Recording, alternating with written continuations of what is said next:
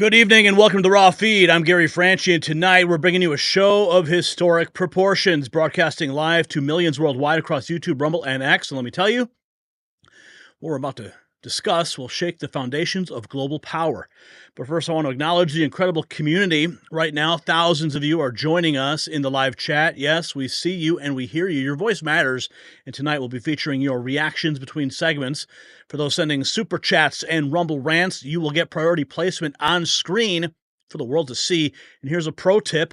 Share this stream via text message. It's the best way to bypass the algorithm and get this crucial information to your friends and family. In exactly 14 days, Donald Trump will make his historic return to the White House, and tonight we bring you exclusive coverage of the seismic shifts already shaping our world. But before we dive in, I need to be direct with you. Independent journalism like this doesn't happen by accident. It requires your support. The links to donate are in the description, and every contribution helps us continue bringing you the truth they don't want you to hear. For our loyal viewers, we've just launched channel memberships with exclusive perks. Become a member, and you'll receive special acknowledgement in the live chat room, plus exclusive access to the Next News team. And don't forget to check out our merch shop at shop.nextnewsnetwork.com, where you can grab your limited edition MAG Avengers gear and show the world where you stand. Now let's get to tonight's explosive lineup. We're starting with the moment that's already making headlines: Kamala Harris certifying her own defeat as Trump's victory becomes official. The look on her face is priceless.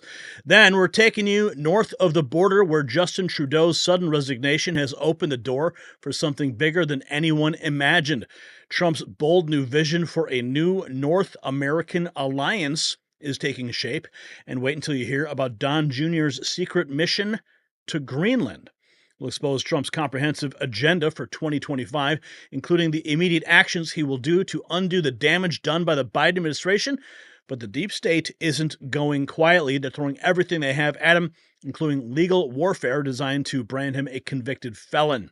And speaking of desperate moves, we'll unravel the grand conspiracy behind Kamala Harris's final days in office. The liberal meltdown over their failed master plan is something you have to see to believe. And finally, just when you thought that timing couldn't be more suspicious, we're tracking a mysteriously mutated bird flu strain that has claimed its first victim. Are we watching another orchestrated crisis unfold? Remember, we'll be reading your super chats between segments. They will get priority and featuring your reactions on the screen. This is interactive news at its finest, and you are part of the story. So stay with us, patrons. Share the stream, hit those donation links if you can, and get ready for a show that will open your eyes to what's really happening in our world. This is the Raw Feed, and we are just getting started. Now let's welcome you to the show with Kimberly, her first super chat on the stream. What is up, Kimberly? 1999. Thank you. Thank you very much. I think I saw another one come through also. Let's see. We have Porch Sitters, who just became a member. Welcome to the club, Porch Sitters. Now let's see who is in the chat right now. We got Brand47, BMF. Who else is here? We've got Trevor and Sure You and Dr. Insomnia and Overeducated SP. We have M. Castle, the Free Truth Show. We've got Gordon in the house. Tom Jefferson is here as well. We got Cindy in Buffalo, New York. She's in the house too. We got Karen and Little Angel 4780. Highlander 53 has just joined the club as an operative. Welcome, Highlander, to the exclusive club. Who else is here? DB. Bruce is here. We got Jean-Marie in the house. We got BJ. We got Trevor. We've got Viv B. We've got Les Paul Jr. We've even got Ann and Marianne Bowling. We've got Sabrina Poe. Al is in the house. Sal Salvalda. Overeducated Chris is here. What was war? Sean Jenkins also. We got Trevor. R. Boyd. Sure You. Quigley. Kraut Hound Overland is here. Nate Lambert. Vaughn Wells. Everybody's in the house. Bernard von Nothaus. Wait, Bernard Venhouse. Not that would take me back. Bernard von Nothaus. Wow. Jeremy Olson. Albert is here. KK, what's up? $20 in the Alex Jones was right jar right out the gate. $20. Thank you, KK, for that. Happy New Year. Thank you for all you do. Well, thank you for supporting the show. We've got lots of news to get to, so let's jump right into it, shall we? Let's go.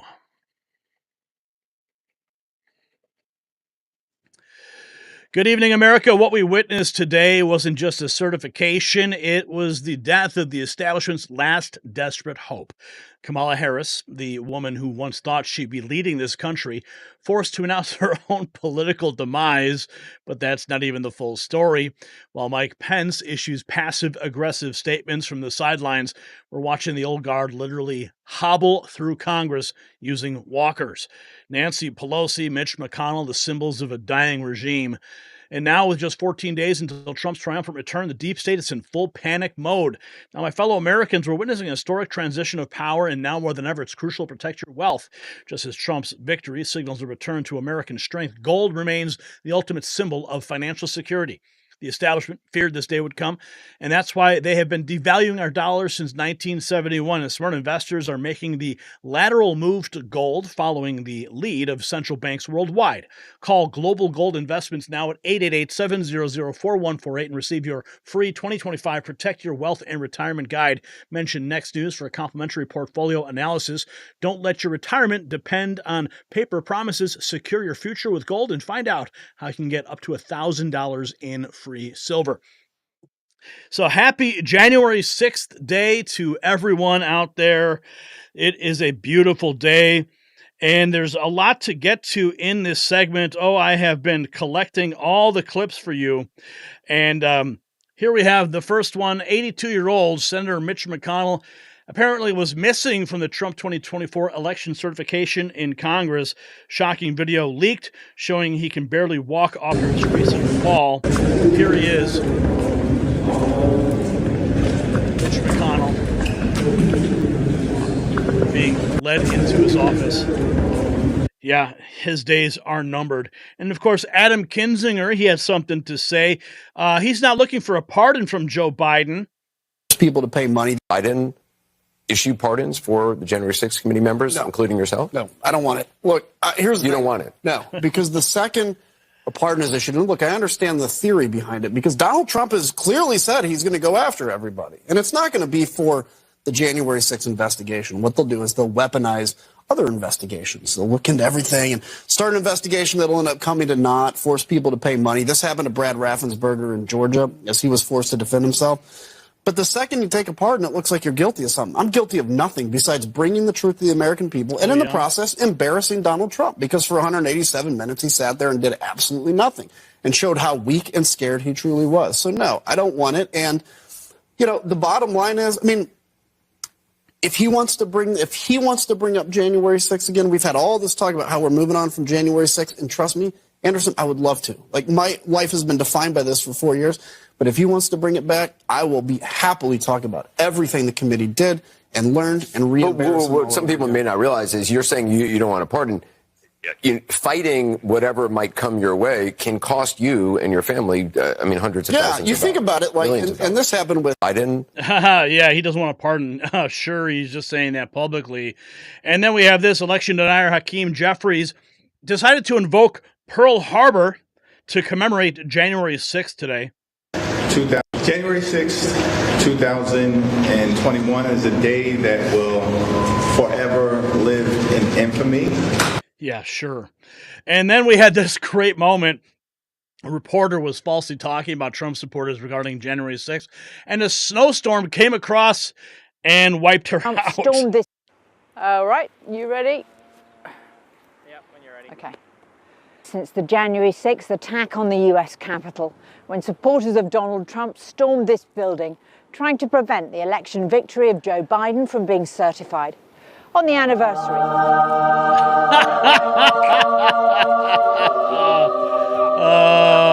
Oh my God. Oh God, Sam. Yeah. Oh God, indeed. Yep, you're getting what you deserve, honey. Spreading that fake news has consequences. We've got a great clip from Ron Paul we're going to bring to you. But here's Nancy Pelosi showing up with a walker. As you remember, she fell and broke her hip overseas, and now she's forced to, stroll through with a walker. Yeah, it's a sad moment for this country. Let's take a look at this real quick. This is Lieutenant General Thomas McInerney talking about the official proceedings of January 6th that was disrupted by the FBI was in fact a criminal conspiracy enabled by Mitch McConnell, Nancy Pelosi, Chuck Schumer, and Muriel Bowser. Out there, they have taken control of our society, and we have one person, we just came from there in the White House, standing in the way. And it's going to mean, and you don't fully realize it, but every one of us here, every American out there is going to have to stand up. We read about it in history, we read about Normandy and all of that, but now we are in it. And so we must spread it. We cannot surrender. And the president said he wouldn't. You all know that it was that attack on the Capitol was done by Antifa, but it was enabled by McConnell, by Schumer, by Pelosi, and the mayor. They knew that was coming. You've all been up there.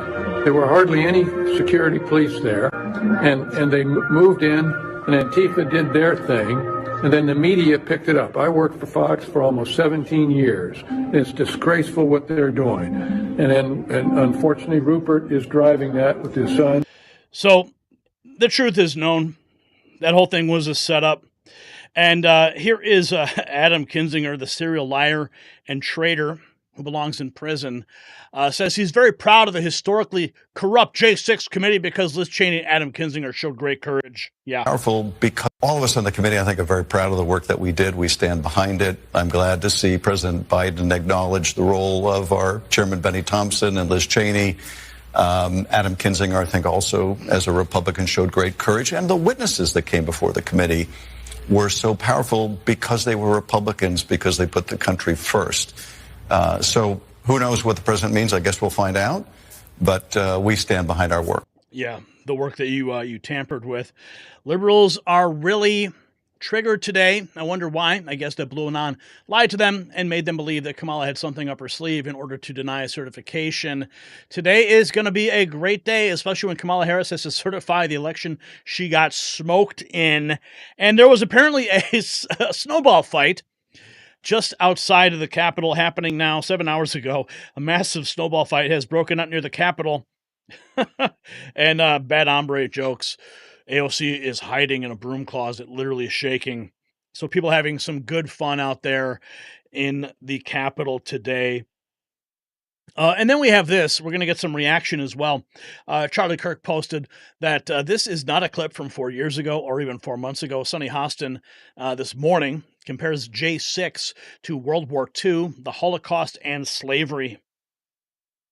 And I think we need to find moral clarity, in this country. And I just remember after January 6th, you had someone like Mitch McConnell placing the blame on January 6th where it belonged, squarely on Donald Trump's shoulders. Mm-hmm. And then you started seeing people backtrack that and losing their moral center. You had Condoleezza Rice, I believe, on this very show saying, we need to move on from January 6th. Mm-hmm. I say no. You don't move on because January 6th was an atrocity. It was one of the worst moments in American history. And when you think about the worst moments in American history, like World War II, things that happened, like the Holocaust, chattel slavery, we need to never forget because past becomes prologue if you forget any race. Yes. But Scott Jennings went on CNN and blasted the views Sonny Hostin's comments. It's so important. In light of all the rhetoric and things we're going to hear people say today, is that ultimately it was the American people that got to decide ultimately how we feel collectively as a country about January the 6th. And already today, we have heard some people in other venues say extraordinarily unhinged and vile things, comparing January 6th to the Holocaust, to slavery, to World War II.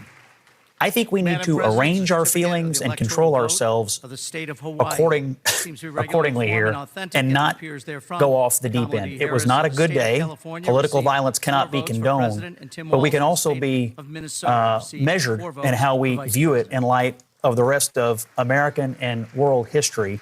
What's happening today is ultimately a good thing because both parties, for the first time in my adult life, are accepting the results of an election. And that is ultimately putting this country on the right tracks. I just think people ought to really take stock of our feelings and not get out over our skis too much today and minimizing other world events and comparing them to January the 6th. Well, that's what they do on The View, though. And of course, speaking of congressional leaders and walkers, Wall Street Ape posted this beautiful remembrance video of, house-made meal. At White House Senior Living, our residents feel right at home. Our vibrant facility offers delightful activities and outings, round-the-clock professional care, and exquisite house-made meals. Well, I've been eating everything that's put in front of me. I've been eating all Italian foods, basically. And ice cream. And ice cream, chocolate chip ice cream. White House Senior Living, where residents feel like presidents. Where residents feel like presidents. Well, that is all about to go out the window. Here is the moment. Heritage Foundation posted this 6 hours ago. This is the moment that presiding over a joint session of Congress, Vice President Kamala Harris officially certifies Donald Trump and J.D. Vance's election victory. The state of the vote for the President of the United States as delivered to the President of the Senate is as follows. Let's go. The whole number of the electors appointed to vote for President of the United States is 538. Within that whole number, the majority is 270. The votes for President of the United States are as follows. Donald J. Trump of the state of Florida has received 312 votes. Kamala D. Harris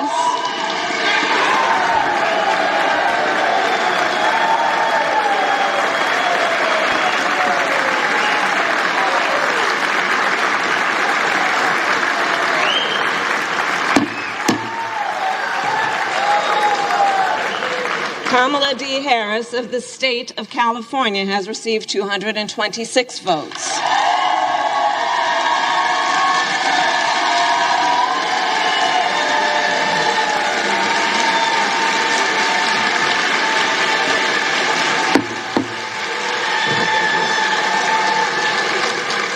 The whole number of electors appointed to vote for Vice President of the United States is 538. Within that whole number, a majority is 270. The votes for Vice President of the United States are as follows. J.D. Vance of the state of Ohio has received 312 votes.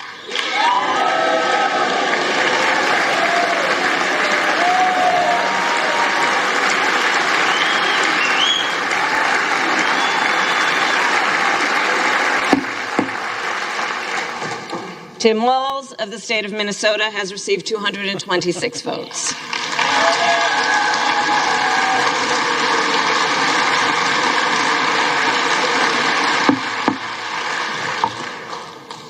This announcement of the state of the vote by the President of the Senate shall be deemed a sufficient declaration of the persons elected, President and Vice President of the United States, each for a term beginning on the 20th day of January 2025, and shall be entered together with the list of the votes on the journals of the House and the Senate.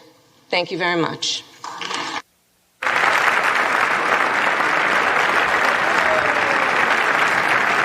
It is official now.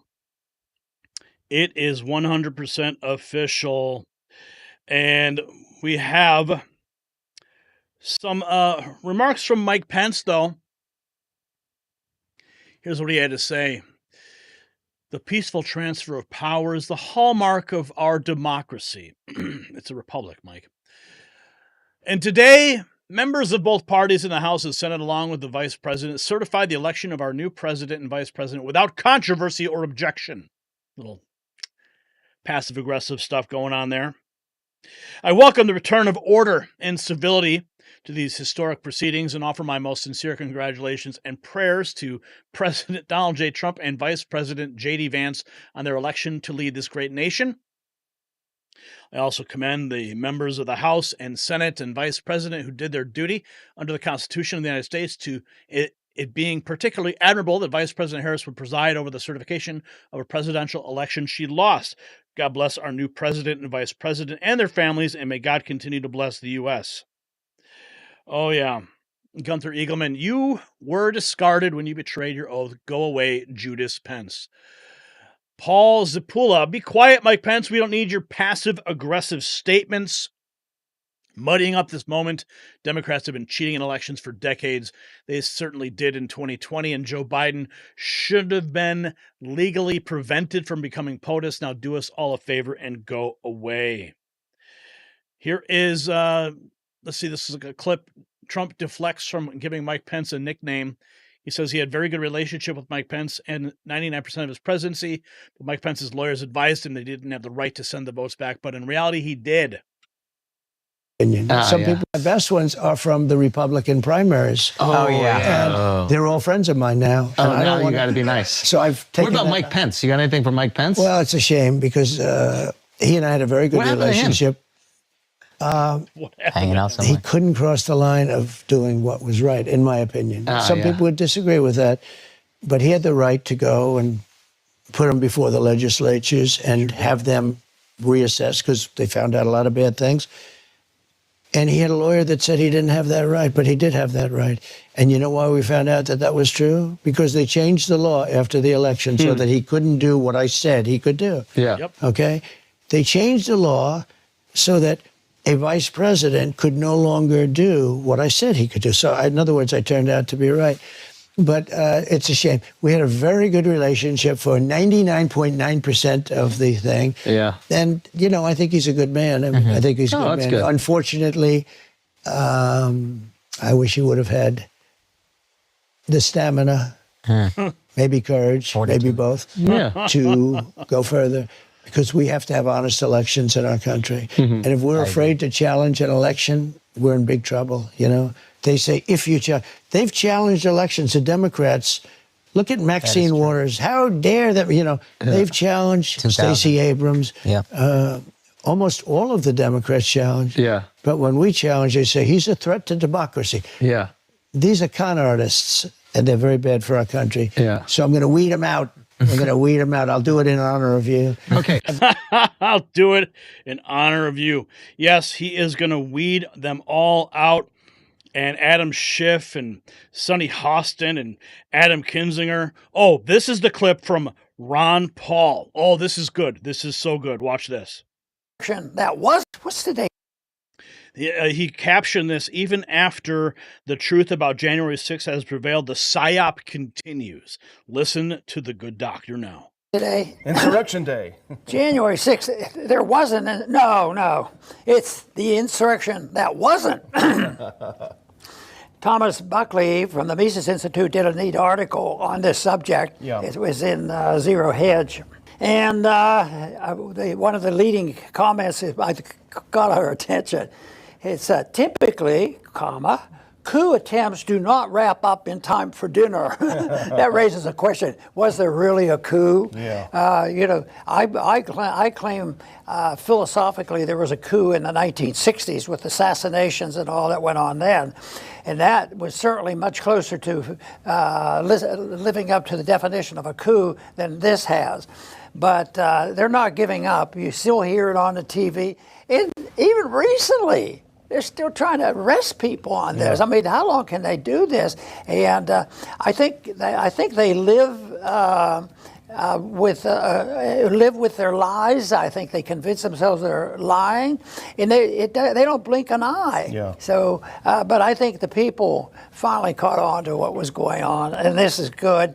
And yet, just recently, they're still it isn't like they're walking away and hang their head down and say, well, let's quit it. We're beating up too much. Let's arrest more people. We have 2 days left, you know. And well, that to me is rather sad. Well, let's put on that first clip because this is from the Mises Institute. January 6th, insurrection that wasn't. And the thing is, you know, we, even just today, Dr. Paul, we laugh about the using this as an insurrection. But if we transport ourselves back 4 years when it happened, and you remember what it was like after January 6th, the media was in a frenzy. They were all on the same page. And it was also in the depths of COVID tyranny.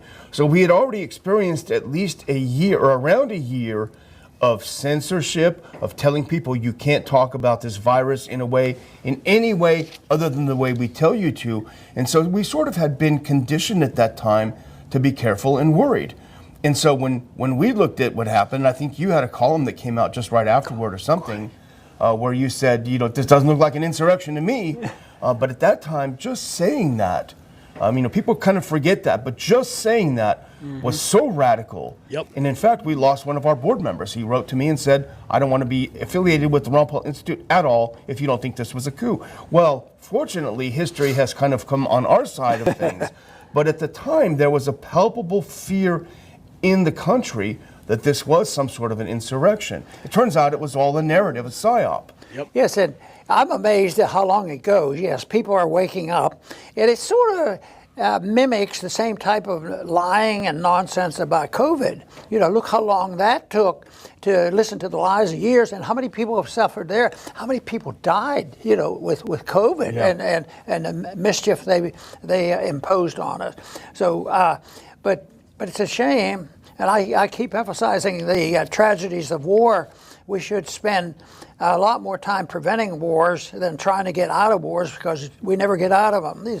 We get into these messes mainly because the government's out of control and they get into it, and then it's very difficult to get out. So it is official. The certification of Donald Trump's insurrection is complete. Oh, yes, it is. And we are here for it, my friends. Donald Trump posted this picture to his Truth Social account. Certified, baby. Certified. So what we saw today proves that the American system, despite the deep state's best efforts, still works. When Kamala Harris certified Trump's victory, she didn't just confirm an election result. She admitted defeat in the face of the American people's will. The old guard with their walkers and wheelchairs, their desperate comparisons of January 6th to historical atrocities, they're showing us exactly who they are, relics of a dying establishment. Here's what they don't want you to ask. Why did they fight so hard to prevent this moment? What were they afraid that we would discover? Share your thoughts in the comments below. And while you're fired up about American victory, head to shop.nextnewsnetwork.com and grab your limited edition MAGA Avengers gear. Show the world that you stood with truth when it mattered most. All right, let's check in on the chat room, see what you guys are saying. What's up here? We got Tom Jefferson, Putz ain't Trudeau. Just in case. Antifa and FBI orchestrated J6, says Karen. Smell of ether, says Sabrina. Mia Canadian, says Tanny's Christie. And turn the cameras around. They wouldn't do it. Let's see what else we got. Parmas Dax, what's up? Celebrate, celebrate, celebrate. That's right. Trump supporters, Viv B, DB. Sabrina, yep. G. Stoney says, sweet. Thanks, Tom. All will be well with God. SCTV rules. What's that? Happy days are here again. The skies above are clear again. Amen, says Cheryl. Sean Short, January 6th was a setup. We know that to be true now. AK says Hollywood has been in Canada. A ton of TV shows take place in the U.S. or filmed in Canada, especially on the CW. The salt is definitely flowing, Rusty. It certainly is. What else are you guys talking about in the chat room right now? I can't think of a lot of things. The left wants to hide. John Kurtz says the illegal Biden presidency will go down as America's most criminal moment. Pothead Kenny, what's up? What's up? Good to see you. Today, the people won, says Mary. Yes, they certainly did. That's funny, G-Man, says Jim. 51st state, Carlos. I don't want Americans replaced by immigrants, says RB. Trudeau is gone. Yay. You can't explain stupid, says Robert. The truth rises to the surface just like the cream. Too fast, says that. Nebraska reporting for duty. What's up, Craig? Good to see you here. The Ralpher, he says, I stood with Trump when standing was uncool. Patricia says, today is a good day. Who else? Don't get too comfortable. Yola. Don't get too comfortable. They have something up their sleeve. This quiet just says they're getting ready to pounce, eyes open. Oh, well, Yola, we got some interesting news later in the show. You are going to want to stick around for that. For sure. New developments. Stony Canada is going to become a state of America. April says it was never an insurrection, period. Thanks, Tom. No weapons armed against us shall prosper. Amen. What's up, Tony Capone? What's up? What's up? Louisiana Democrat. Governor Bell Edwards accepted $20 million from Tencent, the CCP Telecom Corporation. I wonder who else sold out their people to China. I think, didn't Governor of Georgia, didn't he do that too? What's up, Broken Prophet? Hello, chat. Let's see who else is, what else are you guys saying here? We're almost there, guys, says Overeducated. Everything they do will fall to the ground, says family and friends. I'm there, happy for Canada. I hope you have a blessed future, Michelle, she says. Long weekend without Gary and all, N3. Oh, well, we're here. Rodney Price, Huntsville, Alabama, is already in deportation mode. Okay, Brian, are we ready to rock to our next segment? Okay, almost there. All right, let me just get it set up for y'all here. And I think we'll start with okay,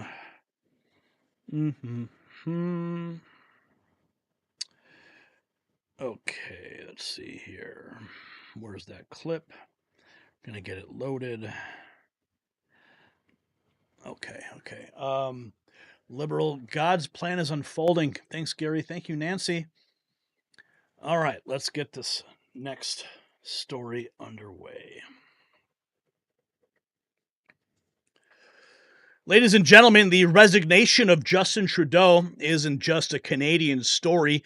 It's the first domino in what could be the biggest geopolitical realignment since World War II. But here's what's really fascinating. While everybody's focused on Trudeau's exit, Trump is orchestrating something far more significant.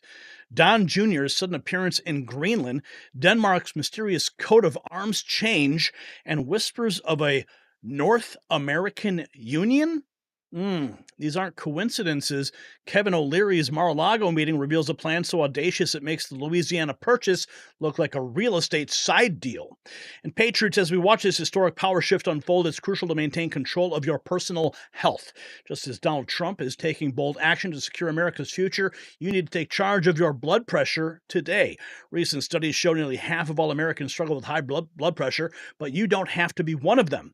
Our powerful all-natural formula helps regulate blood pressure, manage cholesterol, and support healthy weight loss. Don't wait for a health crisis to take action. Visit boostwithgary.com and claim your 40% discount. Take control of your health while supplies last. You'll find it linked in the description. So today was a big day. We heard the rumors over the weekend, and I got a text message this morning from my buddy Tom, and, well, this is what competitive. So last night over dinner, Justin Trudeau speaking in Ottawa on his resignation. So last night over dinner, I told my kids about the decision that I'm sharing with you today. I intend to resign as party leader, as prime minister, after the party selects its next leader through a robust, nationwide, competitive process. Last night, I asked the president of the Liberal Party to begin that process. This country deserves a real choice in the next election, and it has become clear to me that if I'm having to fight internal battles, I cannot be the best option in that election. Later, dude. Later. Bye-bye. So, what else have we got going on? I thought this was an interesting point that was made by Roger Stone. He said Fidel Castro, this is 18 hours ago, Fidel Castro's illegitimate son throws in the towel. Canadian Prime Minister Justin Trudeau expected to announce resignation this week. Well, it just happened. And, you know, I thought since Roger Stone made it a point to refer to Justin Trudeau as Fidel Castro's illegitimate son, I thought maybe I would find some pictures and get your guys' opinion on that reality.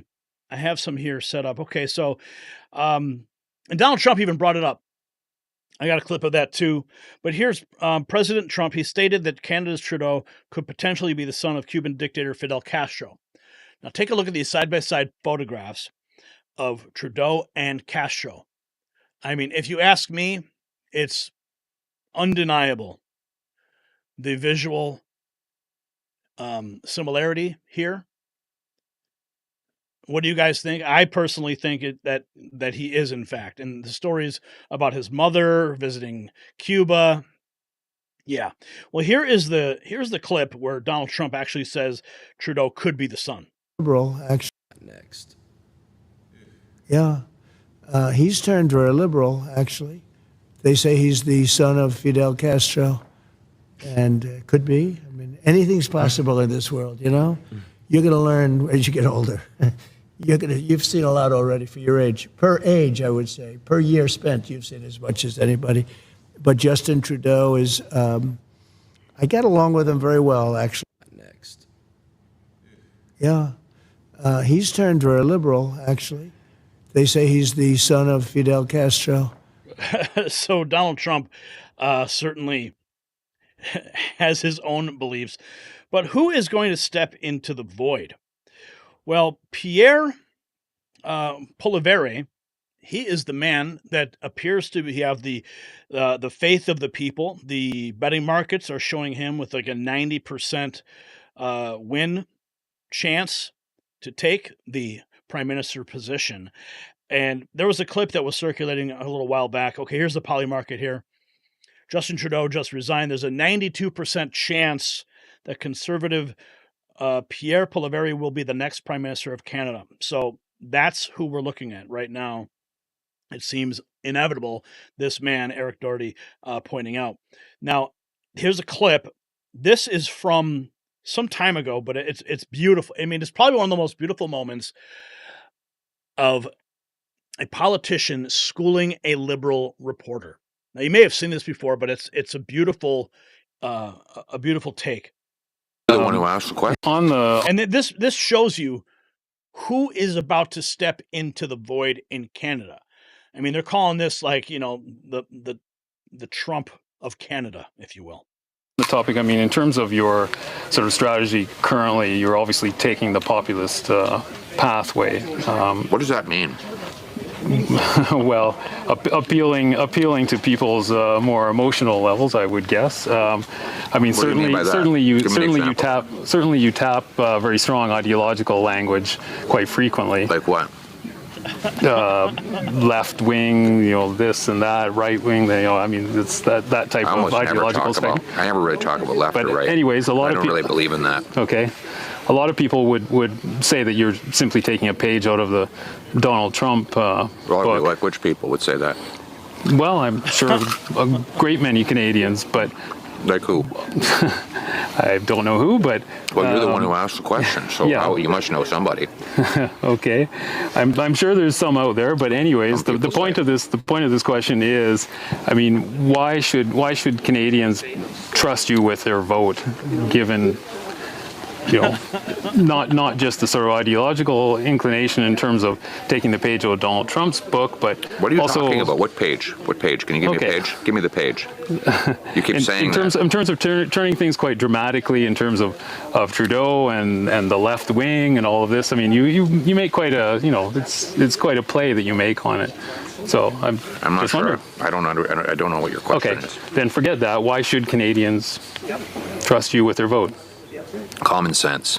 Okay. Common sense for a change. We're going to make common sense common in this country. We don't have any common sense in the current government. You know, the guy prints $600 billion, grows our money supply by 32% in 3 years. That's growing the money 8 times faster than the economy. No wonder we have the worst inflation in 4 decades.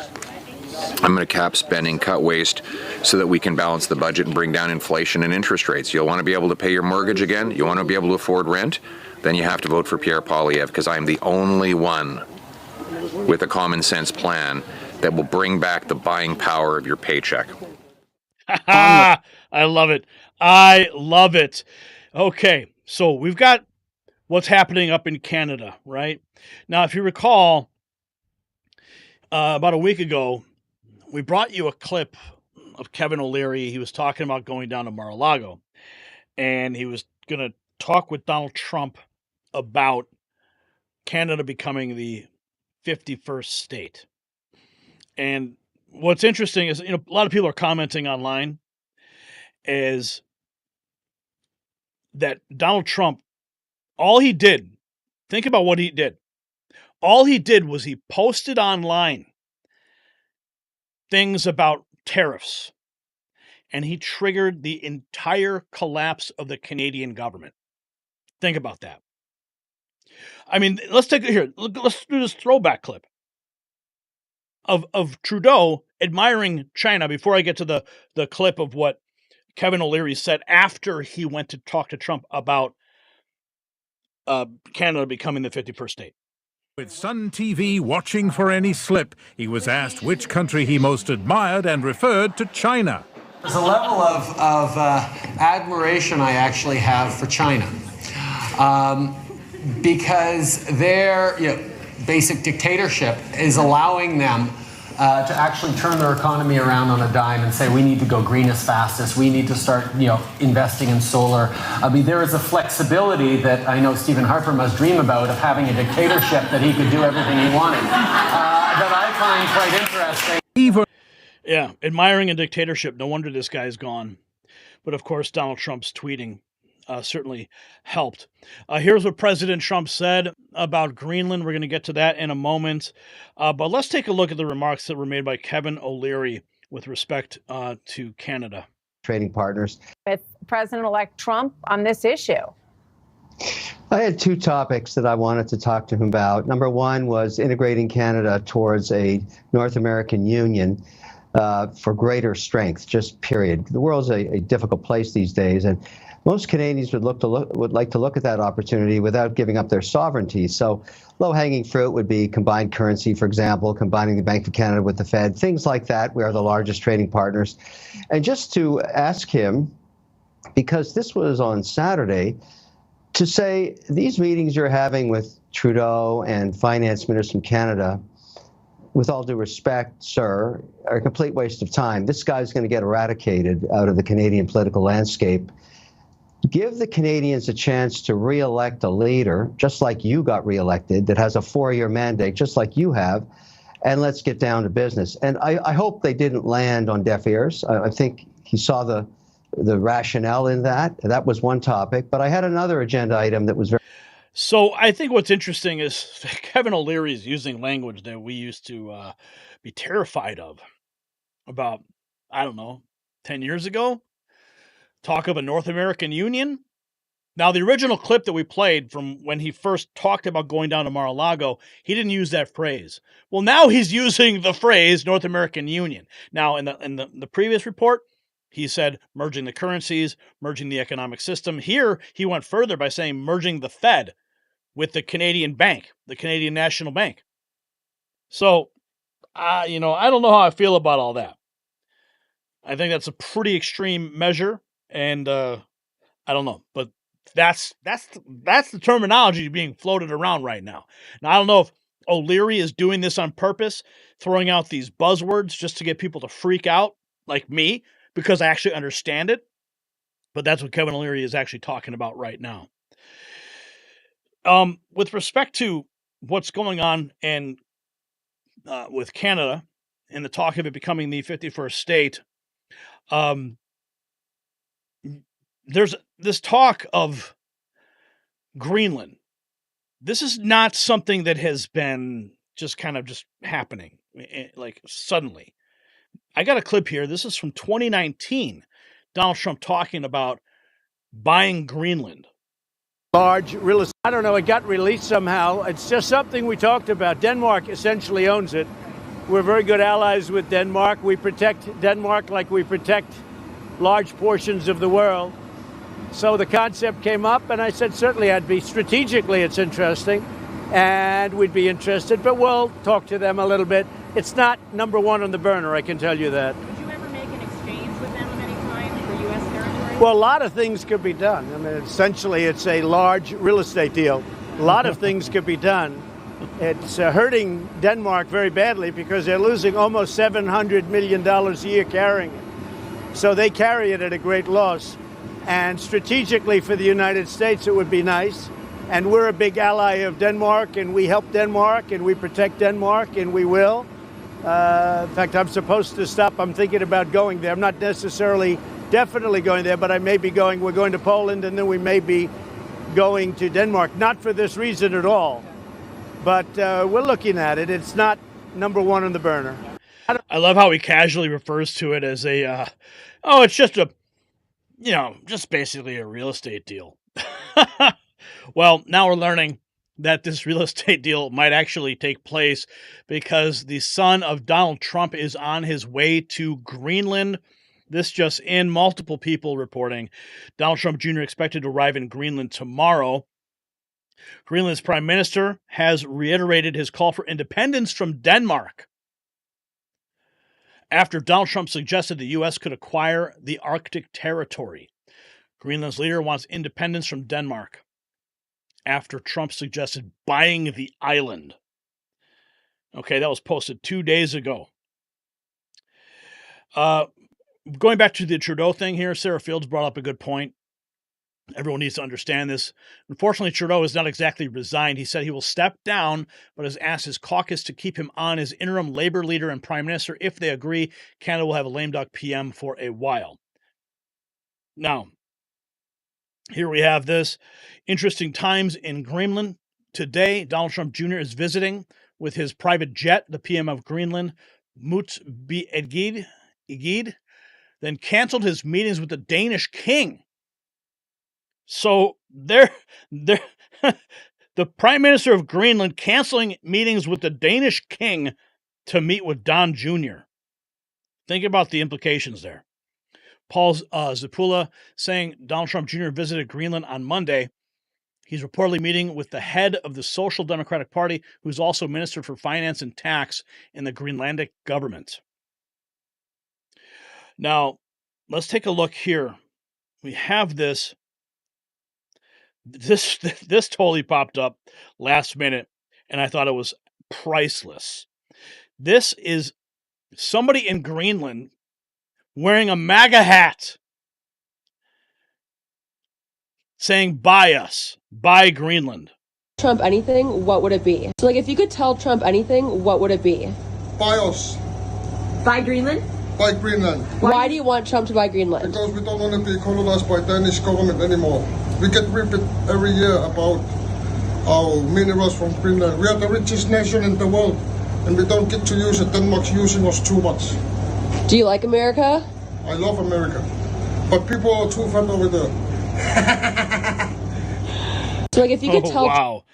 So the sentiment over there on the ground is one thing. But then there was this.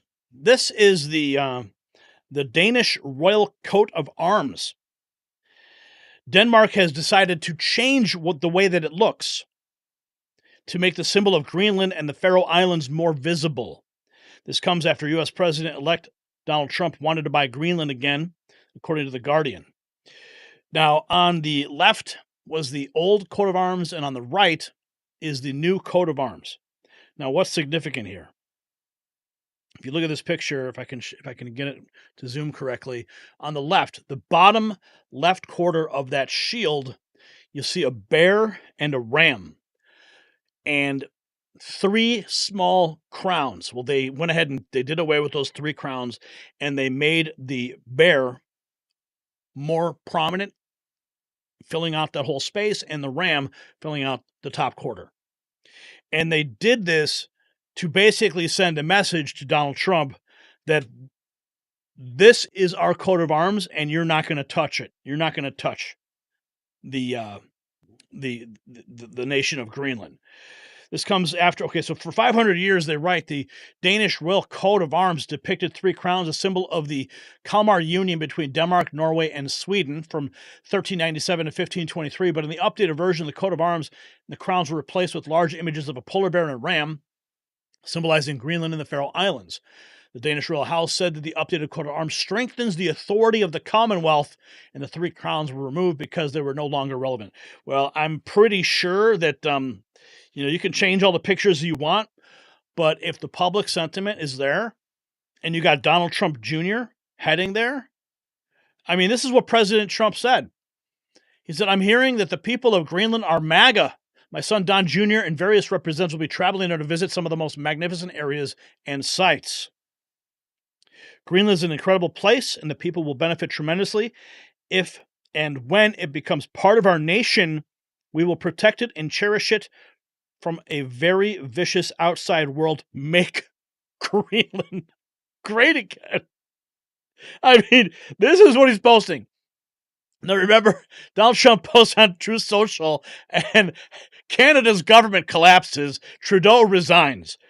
Now, he's like physically taking it a step further and sending his son to Greenland, and he's posting "Make Greenland Great Again" on social media.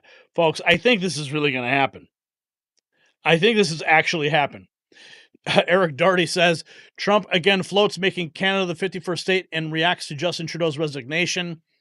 If Canada merged with the U.S., there would be no tariffs, taxes would go away, and they would be totally secure from the threat of Russian and Chinese ships. That was Trump reacting today. Clandestine writes, "A month ago, I thought Trump was just bullying Trudeau into submission over tariffs. Now I'm starting to believe Trump might actually absorb Canada and Greenland. Are we witnessing a Louisiana Purchase-esque scenario unfolding?" 8 hours ago, many people in Canada love being the 51st state. Donald Trump says the United States can no longer suffer the massive trade deficits and subsidies that Canada needs to stay afloat. Justin Trudeau knew this and resigned. If Canada merged with the U.S., there'd be no tariffs and taxes would go away. So this is all huge news today. We got Trudeau resigning. We got this trip to Greenland underway. And the global moves are happening. So the implications of what's unfolding in North America right now are staggering. Trudeau's resignation isn't just the end of an era. It's the beginning of a continental reformation, with Trump floating the idea of Canada becoming the 51st state and Greenland's leadership suddenly eager for American talks. We are watching the map of North America being redrawn in real time. The globalists are in panic mode, and for good reason. We talked about the North American Union. Well, that was under the rule of the globalist authority, but this new merger could actually be under the Trump world order. So the question that we need to ask is, are we witnessing the birth of a new American empire? Share your thoughts below. And don't forget to grab your exclusive Mag Avengers gear at shop.nextnewsnetwork.com, because when they write the history books about this moment, you'll want to show that you were on the right side. All right. I think I saw some super chats. Another one just came in here. And Stacy and Michelle, I did bring up your comments about Trudeau's mother during that segment. I felt that they were certainly relevant to present. Okay. We got we got Alice Cersei. What's up? $9.99. Thank you, Alice, for that. And then there was Kimberly, $19.99. Thank you for that as well. KK, Happy New Year. Thank you for all you do. $20. Thank you. Alice Cersei, $9.99 there. Stacy, $2. Thank you, Stacy. And then we also have F. Joe Biden. He asks, can you explain in layman's terms what and how that would affect the U.S. economy if we absorb Canada and Greenland? Well, I'm not an economist, but from the perspective of Greenland, I think that the mineral rights and access that the United States would get would be enormous. And I think it really comes down to the natural resources of that nation. That suddenly they would be fully in control of the United States, and they could push China out, who's trying to get mineral resources there. It also is strategic with respect to shipping lanes and national defense. With respect to global shipping or airline routes, military routes over the Arctic Circle, that could be a threat if Russia or China or somebody was going to come from that direction. So I think those are some of the reasons why it is strategically important that Donald Trump keeps talking about this. As for China, we'll have to talk to Kevin O'Leary about that. Okay. I hope I answered that as best as I could, but I'm not an economist, so bear with me. All right, let's get to the next topic here, Brian. This is a good one, too. Okay.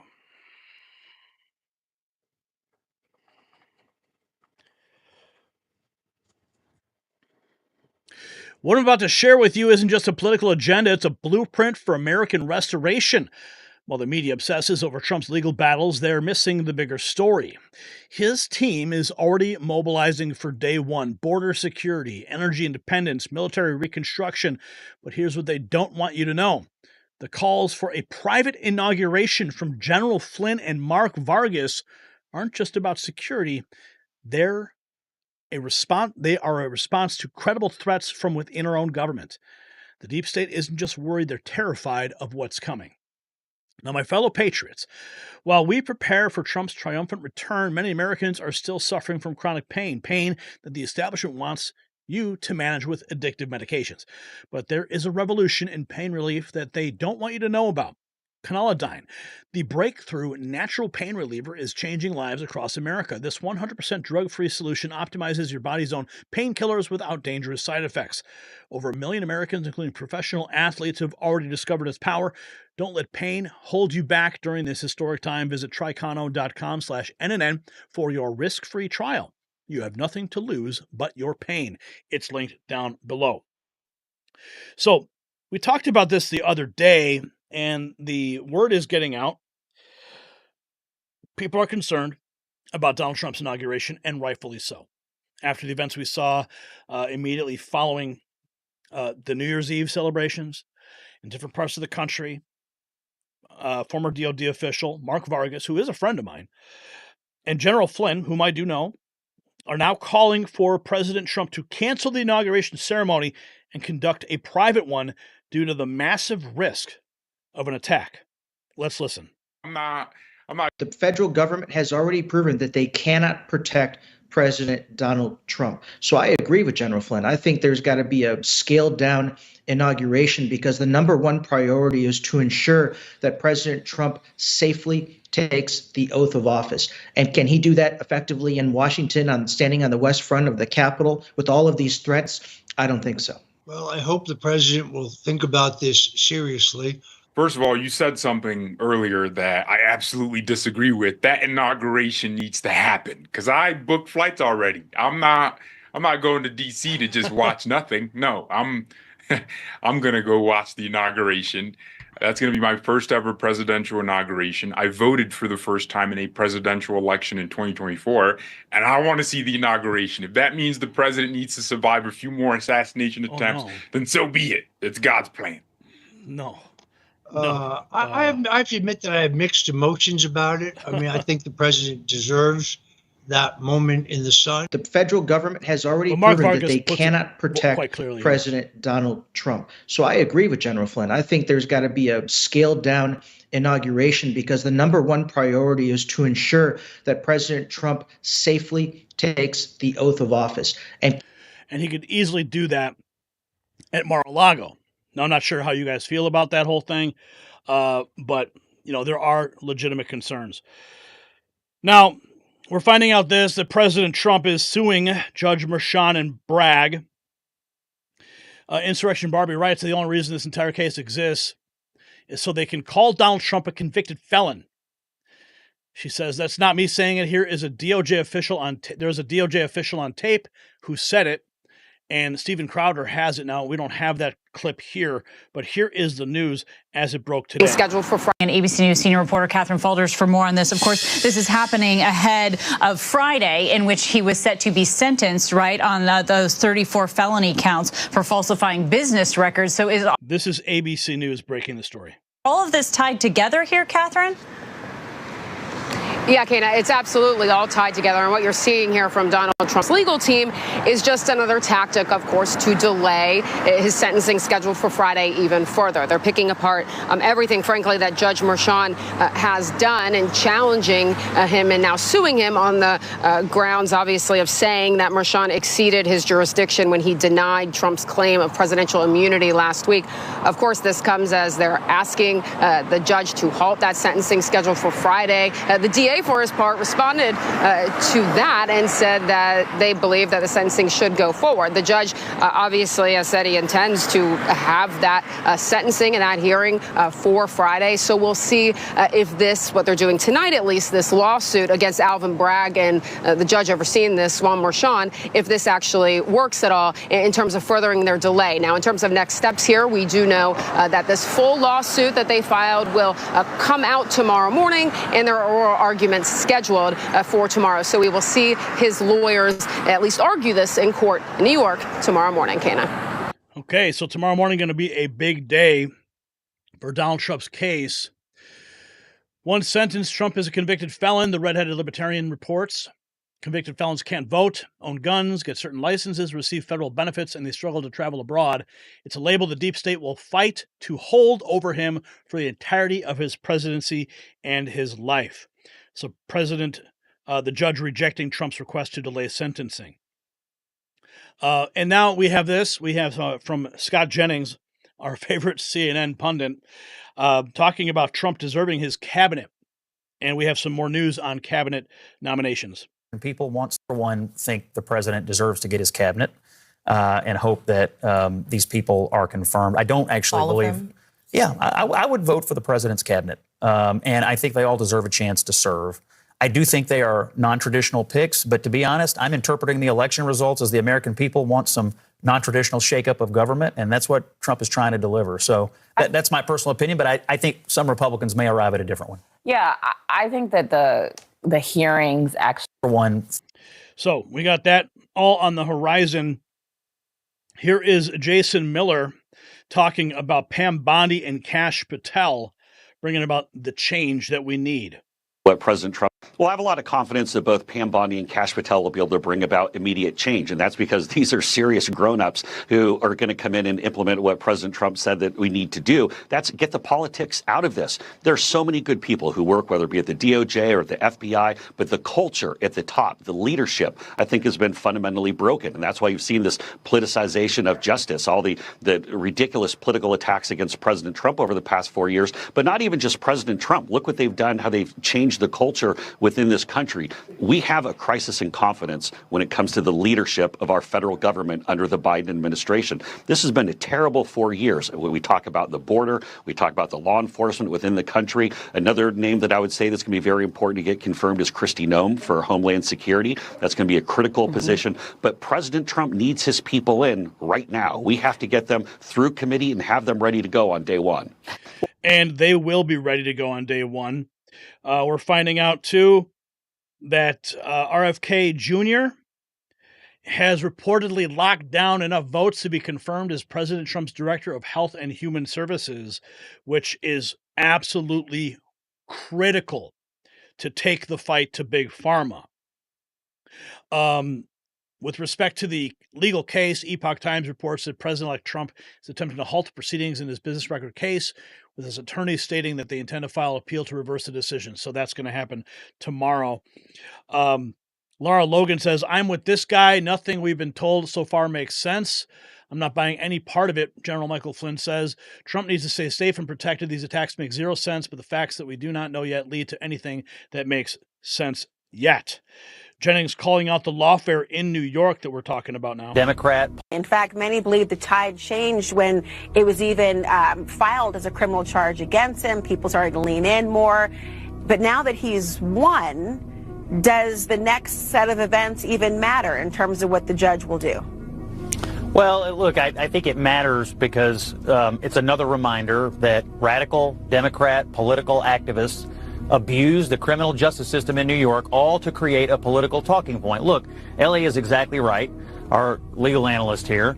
This would have never been charged this way if it weren't Donald Trump and he weren't running for president. Should have never been charged this way. He should have never faced this. It was all done so they could call him a convicted felon during the campaign, which of course they succeeded at. What they miscalculated is that the American people knew from the get-go that it was partisan politics, and they soundly rejected this in November. So Trump's, I guess, going to get one more bite at the apple here to make the point that these Democrats in New York elected, Alvin Bragg elected, Marchand elected, these people are elected by the people, and they took their jobs in public service and used them for political ends instead of using all of their time to throw the bad people in New York, which there are plenty of them on the streets, in jail. That's the real lasting impact of this, the abuse of the system for political purposes when New York City is descending into a... In fact, many... That was Scott Jennings, man, laying some truth out there. And here's Chuck Schumer. This was on Meet the Press. And clearly he doesn't know how to read the room. Chuck Schumer claims Democrats lost the election because the American voters didn't realize how much we had done for them. So he's blaming the voters. Not a good look, Chucky. Of it. So we did a lot of good things, but all too often, Kristen, we talked about the mechanics of the legislation and the details of the legislation, and we really didn't show the kind of empathy and concern to average, or show enough of it to average working families who didn't realize how much we had done and how much we care for them. So we did. Yeah, how much you care for them? Sure. Here's Byron Donalds talking about, the no tax on tips. That's a big deal. Our nation's ever. Tax policy overall, most of it is actually going to be reauthorizing the Trump tax cuts, which, by the way, is the best tax policy our nation's ever had. We already know what it is, so putting that into this vehicle is not going to be overly complex. Now, if you want to talk about the additives to that, no tax on tips, no tax on overtime, no tax on Social Security, yes, you have to write that language. I actually wrote the language with Senator Ted Cruz for no tax on tips. We wrote it late in the last Congress. That's policy that we already have drafted. You'll have to ruminate it with colleagues, get that piece through. So the policy is already written, promises made, promises kept, just about. And here we have the incoming White House press secretary, Carolyn Leavitt, slamming the Biden administration's 11th hour ban on offshore drilling. If you don't know, we did bring this to your attention about a week ago. And now the executive order has been signed by Joe Biden.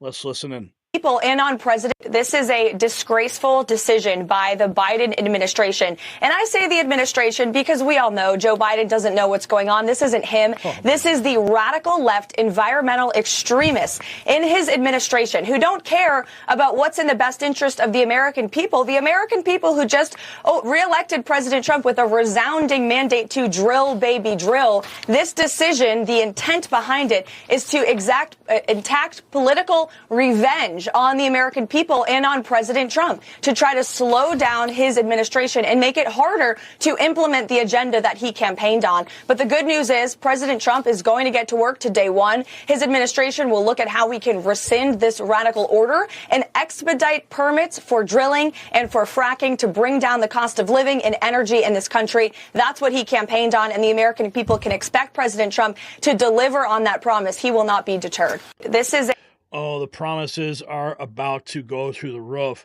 Here's RFK Jr. This was published 2 days ago by Stephen Miller. RFK Jr. was on Jesse Waters' show. I do love RFK Jr. quite a bit. We got some more clips here for you as well, but let's run this one for a minute. This is wow. Prosecuting Dr. Fauci. RFK Jr. on prosecuting Dr. Fauci, which is long overdue in my opinion. Tell me about Fauci. You wrote this big fat book. I could only get through a little bit of it. I can't read anything longer than 700 pages. And you think Fauci is the devil. Would you prosecute him if you ever got to the White House? I mean, if there were crimes that he committed, of course we would, I would tell the Attorney General to prosecute him and not hold off. Do I think that he committed crimes? I think he caused a lot of injury. I think that he, particularly by withholding early treatment from Americans, we racked up the highest death count in the world. So we only have 4.2% of the globe's population, but we had 16% of the COVID deaths in this country, and that was from bad policy. There's countries that did the opposite of what we did, that provided ivermectin, hydroxychloroquine, other early treatments to their populations, and had 1/200th of our death rate. So there are many, many things that we did wrong in this country, and some of those were, I would say, knowingly. That some of the things that were done by public health officials at that time, that they knew that they would be harmful to. Why hasn't the Biden administration punished China? Punish China for what? For the lab leak, for withholding PPE during the pandemic? Well, I think one of the reasons we haven't investigated the Wuhan lab is because the U.S. government, not just through NIH, but through the CIA and through USAID, was actually funding the studies in the Wuhan lab. And we did a very, very big technology transfer of bioweapons technology to the Wuhan lab, and bioweapons technology that was developed at NIH expense. You've seen what? Tell me. So why wouldn't they go after him? Because all roads lead back to the United States. Now, talking about the deportation, the mass deportation plan that is scheduled for day one, here is the new Senate Majority Leader saying that mass deportations might not be realistic. Yeah, this is the new Senate Republican Majority Leader. I think that we have to. Was his top priority. He wants to deport everyone who is here illegally. Do you support that plan to deport everyone who is here illegally? Well, I think there are certainly there are categories, people who have committed crimes. There are over 1 million people that the current administration had targeted for deportation. And so I think that we have to take seriously the fact that there are a lot of people in this country today, over 10 million, who've come in just in the last 4 years under this administration's policies, many of whom are not here for good reasons. I mean, we know we've apprehended almost 300 people at the southern border. They're on the terrorist watch list. And you've got criminals and cartel members and gang members and all of the above. So I think that as we think about what those next steps are, the first thing is securing that border and making sure that we change the incentive structure so people are incentivized to come here illegally, which they have been for the past 4 years, and that we do everything to ensure that the border personnel, the ICE agents and border agents have the resources that they need to do their job. Now, some of that means physical barriers, some of it means technological barriers, et cetera. And those are all going to require resources, and then some is going to require deportation of certain people who are here illegally. How that gets translated into actual policy and action will be a function of the new border czar and Homeland Security Department Secretary, who will be our Governor, Kristi Noem. And of course, it's incredibly complicated. You need 24 more times ICE detention capacity just to deport 1 million people in 1 year, not to mention more agents, more judges, more planes for deportation. In 2016, you actually said deporting everyone here illegally wasn't realistic. Have you changed your mind about that? Do you think it's realistic? I think you've got... Again, I think you start, and I think this is going to be obviously a process, and it's going to take resources. Obviously, to get people, to leave the country, we're going to have to make sure the administration has the resources they need to enable them to do that. Is it realistic to deport everybody? I mean, there's a lot of people in this country who are here illegally, But I think we have they have identified already, and I said anybody who has committed a crime in this country clearly ought to be on that list. And there are a bunch of folks. So not exactly a ringing endorsement, says Insurrection Barbie. And but we have this. This is pretty wild. George Beasy, how on earth did President Trump get the super woke mayor of D.C. on his side? Listen to this. Work. Now, we share the view that there has to be a centralized telework policy. I don't think that the federal workforce has been served well by each agency doing their own thing when it comes to in-person work. And I don't think it's been served well by having buildings that are simply sitting virtually empty. So we're going to be able to attract a great workforce, have, the esprit de corps that helps us do big things in our nation. I think we need to reestablish that. Now, we share the view. Muriel Bowser, suddenly singing a different tune. She sounds like she's endorsing Donald Trump. But here we have Adam Schiff. Here's what he says about Kash Patel. In New Orleans, Patel for FBI director, that comes against the backdrop of this latest terror attack in New Orleans. You, of course, serve on the Judiciary Committee. If Kash Patel is confirmed, will you be able to work with him? You've been quite critical of him. Well, first of all, Kash Patel should not be confirmed. And I think the terrorist attack in New Orleans and my heart goes out to those who have lost loved ones in that attack, just underscores again the importance of having someone directing the FBI that has experience, that has judgment, that has character, that will prioritize defending the country against the violence we saw in New Orleans or the violence we saw on January 6th. Not someone whose top priority is political vendettas, who believes in deep state conspiracy thinking, not someone who is as unqualified as Kash Patel. So Kash Patel is an easy one. He should not be confirmed. Yeah, Adam Schiff's very nervous about Kash Patel because he knows that he will be in his crosshairs. But here we have this total lie, misinformation push on MSNBC by Senator Chris Murphy. Chief Nerd says Senator Chris Murphy is spreading outrageous lies about RFK Jr. ahead of his confirmation. Listen to what he has to say. Literally, yeah, I do see these nominations as winnable fights, but Democrats have to fight the fights. And frankly, Chris, I don't see that happening across the Capitol right now. I mean, I've been talking ad nauseum about how Kash Patel is being put into the FBI literally to destroy the rule of law, to enable Trump's dream to put his political opponents in jail. Why are we giving RFK Jr. a pass? Okay, he wants to ban pharmaceutical advertising. That's nice. He also wants to kill our kids by withdrawing vaccines from our schools and taking fluoride out of our drinking water. Wow. I mean, Democrats have to fight these nominees, and not just like once a week, every day, because the only way that Republicans even consider voting against them is if the temperature has been turned up all across the country. And I just worry that we are not working the way we need to work against a nominee slate that is just absolutely bonkers and out of the American mainstream by a million miles. Yeah, you forget something, Senator. We are the mainstream now. Okay? There's a mandate in place, and your disinformation isn't going to fly anymore. Doesn't matter how many times you run to MSNBC. Okay? Now, speaking of MSNBC, Rachel Maddow throwing a temper tantrum over Trump replacing the IRS commissioner. Who is currently Billy Long, should not be the appointed commissioner of the IRS when Trump becomes president, because nobody should. And that's because there is no vacant position to nominate anyone to.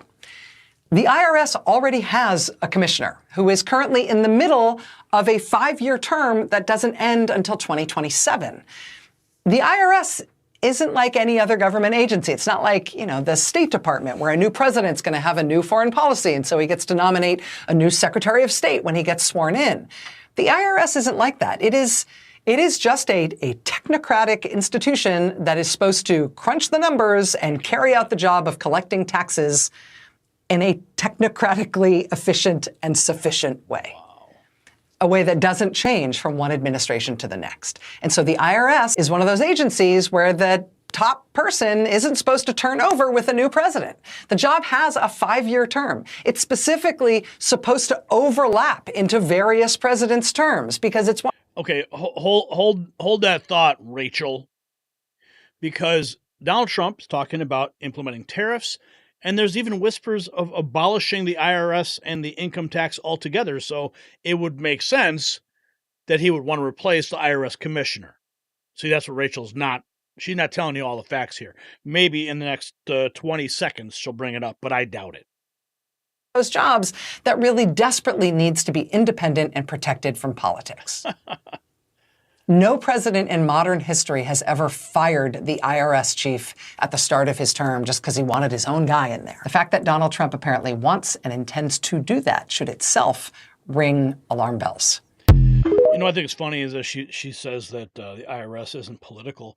But what about when they weaponized the IRS against the Tea Party? You all remember that? Now we have this. This also in from Lauren Boebert's office. Lauren Boebert has introduced legislation to abolish the ATF. Speaking of abolishing agencies, we've got that. We've also got this from Donald Trump. He posted this 24 hours ago. Members of Congress are getting to work on one powerful bill that will bring our country back and make it greater than ever before. We must secure our border, unleash American energy, and renew the Trump tax cuts, which were the largest in history, but we will make it even better. No tax on tips. It will all be made up with tariffs and much more from countries that have taken advantage of the U.S. for years. Republicans must unite and quickly deliver these historic victories for the American people. Get smart, get tough, send the bill to my desk and sign as soon as possible. Make America great again. So Donald Trump's already on point. And then Roger Stone posted this 19 hours ago. Robert De Niro said if Trump won, he was leaving the country. I want him to know if he needs a lift to the airport, I'm available. Quote tweeting Tony, whatever happened to the celebrities who were leaving the country if Trump won? Bye-bye, Dark. If Donald Trump wins, I'm going to be out of the country. Get him out. Listen, if he wins, he won't have to worry about immigration. We'll all go back. Get him out of here. I will move to Spain. Get the hell out of here. Where would you go? Canada. Bye-bye. Bye. I'm 100% moving to Canada. I love Canada. Bye-bye, darling. I'd be an expatriate. Bye-bye. Trump win, I'm moving to Bye-bye. If any Republican gets nominated, I'm going to move to Canada with my entire family. Thank you very much for coming. Appreciate it. Bye-bye. Maybe it's time for me to move. Bye-bye. Okay? Reserving my ticket to get out of here if you win. Bye-bye. See you sometime. I have a house in Spain that is going to be ready right after the election. Bye-bye. Good luck. Panama. Bye. Bing. Siberia. Ding. Bye-bye. Nova Scotia. Bye-bye. Enjoy yourself. I'm definitely moving to Canada. Bye-bye. Straight to hell. Goddamn right. Oh, Iceland. Bye-bye. France. Bye-bye. Asia's pretty cool. Bye-bye. Have fun. Like a mental hospital for a while. She's an MRF. What's that? Mentally retarded female. I would move to the Caribbean. Bye. Enjoy yourself. Bahama. Oh, have a good day. Bye. White. Bye-bye. I've always wanted to live in Italy. That's it. Bye-bye. Wave goodbye. Bye-bye. If Donald Trump. Bye-bye. Bye-bye indeed. So here's the announcement. Last clip was hilarious. Red Wave Press published this. President Biden, okay, I gotta get serious again. President Biden has announced an executive order that bans new offshore oil and gas drilling. And President Trump has responded by vowing to unban it immediately. I have the right to unban it. Gas comes from. And President Biden announcing an executive order that permanently bans new offshore drilling along most of the U.S. coastline. The executive order is drafted in a way that would make it harder for incoming President Trump to reverse. Daniel Turner, founder and executive director of energy advocacy organization Power the Future, joins me now. What's the scope and scale of this executive order that Biden is putting forward? Yeah, this is pretty big, considering that about 15% of our oil and gas comes from offshore. That's going to make it really hard to get this drill, baby, drill agenda, which President Trump has pushed. And the way it's crafted, as you mentioned, it's going to be really hard to overturn. I'm sure Trump will, but then it will immediately get thrown into the courts. And Biden has appointed 250 or so judges. And so it will be in a favorable court. And this will give environmental groups a lot of fodder to raise money and to do their activism. Countries around the world are going in the opposite direction. Let's just put up a map here for everybody to see. These are the countries, Saudi, United Kingdom, Norway, and Brazil, for example, who are expanding their offshore drilling. Why would we decide to pull back? Well, and that's the crazy thing. China is operating in the Gulf of Mexico. The world's largest offshore oil platform is operated by China in the Gulf of Mexico. It's in international waters. Russia and Norway are operating in the Arctic. And so Joe Biden is saying to Alaskans, you can't operate in the Arctic. He's saying to Texans and Louisianans, you can't operate in the Gulf. But in this case, Russia and China, our enemies are. They are tapping into oil and gas reserves that are basically in America's back pocket. So it's insanity. It really is. And you have to question if anyone listening thinks, well, this is to protect the earth. If this were really about the environment, why did it take 4 years, right? We saw during COVID when Biden administration thought they had the solution, you had to take it, regardless of whether or not you wanted the mask or the vaccine. It was obligatory. If this was really medicine to cure the planet, why did it take the administration 4 years to implement it? So this is just pure politics at its worst. Got to get things done. We don't get them done. I see it just came over that Biden has banned all oil and gas drilling across 625 million acres of U.S. coastal territory. It's ridiculous. I'll unban it immediately. I will unban it. I have the right to unban it immediately. What's he doing? Why is he doing it? You know, we have something that nobody else has. I mean, nobody has to the extent we have it, and it'll be more by the time we finish because I'll be able to expand. You know, we're going to expand our country, and it'll be more. We have oil and gas, and whether you manufacture widgets or gadgets or whatever you happen to be doing, some countries have to work very hard to do that. We do too, and we will, but we have oil and gas at a level that nobody else has, and we're going to take advantage of it. And when I see somebody saying he's going to ban 625 million acres, he doesn't know what that is. He doesn't even know what 625 million acres would look like, and we can't let that happen to our country. It's really our greatest economic asset, and we're not going to let that happen to our country. We're not going to let it happen. And then we have this. This is the border czar Tom Homan on the Venezuelan migrants. Don't want to take their people. This administration has not forced these countries to take them back. And we have what we call a third safe country. We already have countries talking about taking back people from other countries. If for instance, Venezuela don't want to take their people back, there's other ways we can do it. There's other countries be willing to accept them. We're hoping that President Trump will work with Venezuela, and like he did with Mexico and El Salvador, and get these countries taken back. If they don't, they're still going to be deported. They're just going to be deported to a different country. We're not going to be held up on removing public safety trust from this country. We got to put the safety of the American people first. And then there's this curious piece of news. Libs of TikTok posting that Dana White, Donald Trump's buddy, has joined Meta's board. NBC News reporting UFC's Dana White joins Meta board weeks before Trump takes office. I wonder what that means. I'm sure Facebook is still going to be a garbage dump anyway. And this is also curious. This kind of goes back to what we were talking about with Mark Vargas earlier. John Cordillo posting that the other day I told you guys there are active and operational terror cells in the U.S. Now a United States congressman is confirming that. Of that fact. Chair Turner, shortly after that, you said on this program, we have terrorists that are actively working inside the United States that are a threat to Americans. Do you know if there are active terror cells in the United States right now? Well, I think the issue of cells, and you and I were talking about that at the beginning of the show, are there individuals that are affiliated with ISIS and terrorist groups and organizations that have crossed the border and they're inside the United States? Director Wray, FBI director, has said so. We certainly have intelligence that says so. I agree with his assessment. Jim has also seen it. He's testified before our committee publicly of that fact. Those individuals are working in conjunction with ISIS with the intention of harming Americans. The director has said it directly. They are known to U.S. intelligence and law enforcement. And we are working diligently to try to take them down, to prevent them from doing so. And that's why the director is publicly saying such. And that's what the new administration is going to be handed. The fact that these individuals are here, that we need to locate them, we need to remove them, we need to bring them to justice and prevent them from doing harm to Americans. So we were talking about the ATF earlier with Lauren Boebert.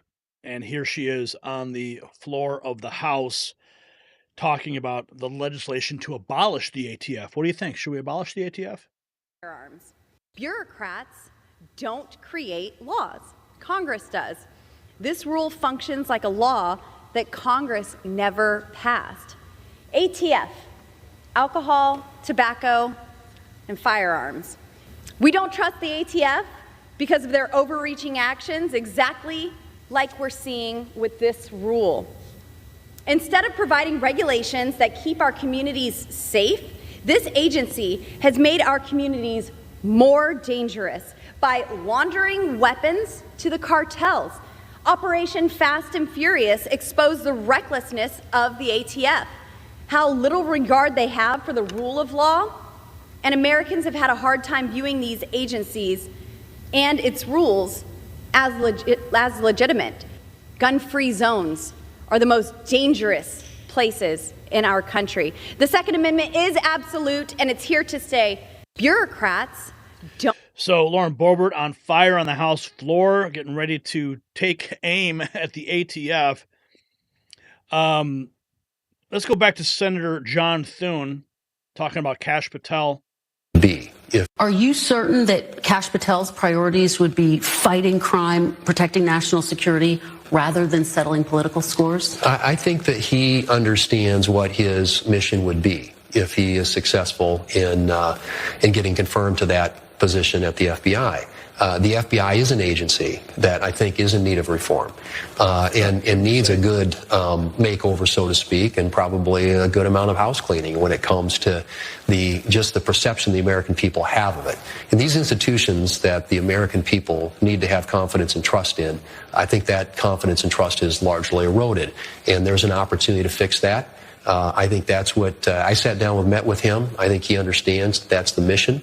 And if he's successful through the nomination process, I hope that he will take very seriously that responsibility and focus on what he can do to make the FBI operate in a way that is protecting the American people and also being accountable to the same. We definitely need him. Senate leaders have invited President Trump to meet with them this Wednesday to get their marching order. George Beasy reports, well, we're likely going to meet with the president in relatively short talk about what he'd like to have done. Whip John Barrasso, when the king moves, the pawns act.